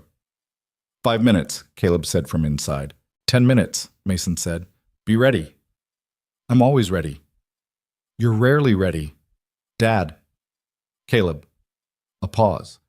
Then the sound of movement from inside the room, the particular sound of a 14-year-old deciding not to have the argument they were setting up to have. Mason went to check on the girls. Lily was ready. She had her bag, her shoes, and a look that said she had noticed something about the morning that she wasn't ready to ask about yet, but was filing away for future reference. He recognized this from long experience. She would ask eventually, at a moment he wouldn't predict, in the precise and sideways way she asked things. He would answer honestly, because that was the only model he knew how to offer her. Sophie was wearing one shoe and looking for the other with the focused intensity of someone who believed that if you looked at a problem hard enough, it would reveal itself. The missing shoe was under the coffee table. He pointed. She retrieved it with the triumph of someone vindicated. She sat on the couch and put it on with the laborious ceremony of a person for whom getting dressed was a production every single time. "Ready?" he asked. "Ready," she said, shoe now on, Gerald and Margaret properly situated on the shelf. "Let's go." They went. Mason Reed, 32 years old, single father of 3, division head of a thing that didn't exist yet but would. A man who had spent 3 years invisible in a building full of people and who had spent 8 months known by someone who hadn't been able to see him and who had decided to come find him anyway. Mason Reed walked out of his apartment into a Saturday morning in Miami that was warm and bright and moving in all directions at once, with a 9-year-old who was explaining to her older brother why Margaret was different from Gerald in ways that were subtle but important, and a 7-year-old who was already asking if they could get ice cream after, and a 14-year-old who had one earbud in and was pretending not to listen to any of it, but was listening to all of it. The city opened up around them. It had always been opening up around him. He'd been too tired to see it most days, too busy keeping everything upright to notice that the walls he'd been holding in place were also the walls that had been keeping the light out. He was still tired. That part didn't disappear. He would be up at 5:15 Monday morning to start building something with his own name on it, and the first 3 months would be hard in ways he couldn't fully predict, and there would be days when the arithmetic didn't work, and days when the kids needed things he was stretched thin to give, and days when the distance between his life and Evelyn's felt like more than geography. He knew all of that.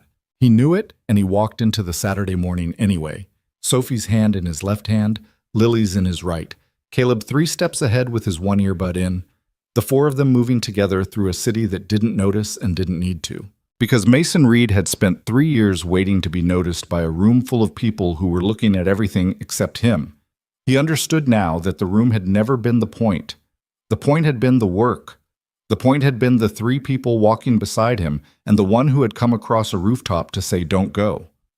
The point had been staying honest even when honesty cost him, and finding out eventually that the cost had not been final. He was not at the end of something hard. He was at the beginning of something uncertain. But uncertainty and hard were things Mason Reed had learned to live inside of, had built a life inside of, had raised 3 children inside of. And if the past 6 weeks had taught him anything, it was that the man he'd been in all those quiet, invisible early mornings was worth more than anyone at Blackridge Capital had ever troubled themselves to see. One person had seen it. She'd seen it from 8 months and a screen away, and she'd come to a rooftop to make sure he knew. He squeezed Sophie's hand. She looked up at him. "Ice cream?" she asked. "After," he said. "Promise?" He looked down at her, 7 years old, one shoe that had been under the coffee table, fully convinced that the world should make sense and baffled when it didn't, already learning that sometimes it did anyway. "Promise," he said. And the city kept going, as cities do, indifferent and enormous, and lit up even in daylight by its own relentless aliveness, and Mason Reed walked into it with everything he had, which was not very much by some measures, and was everything by the ones that counted. It was enough. It had always been enough. He just needed long enough to finally believe it.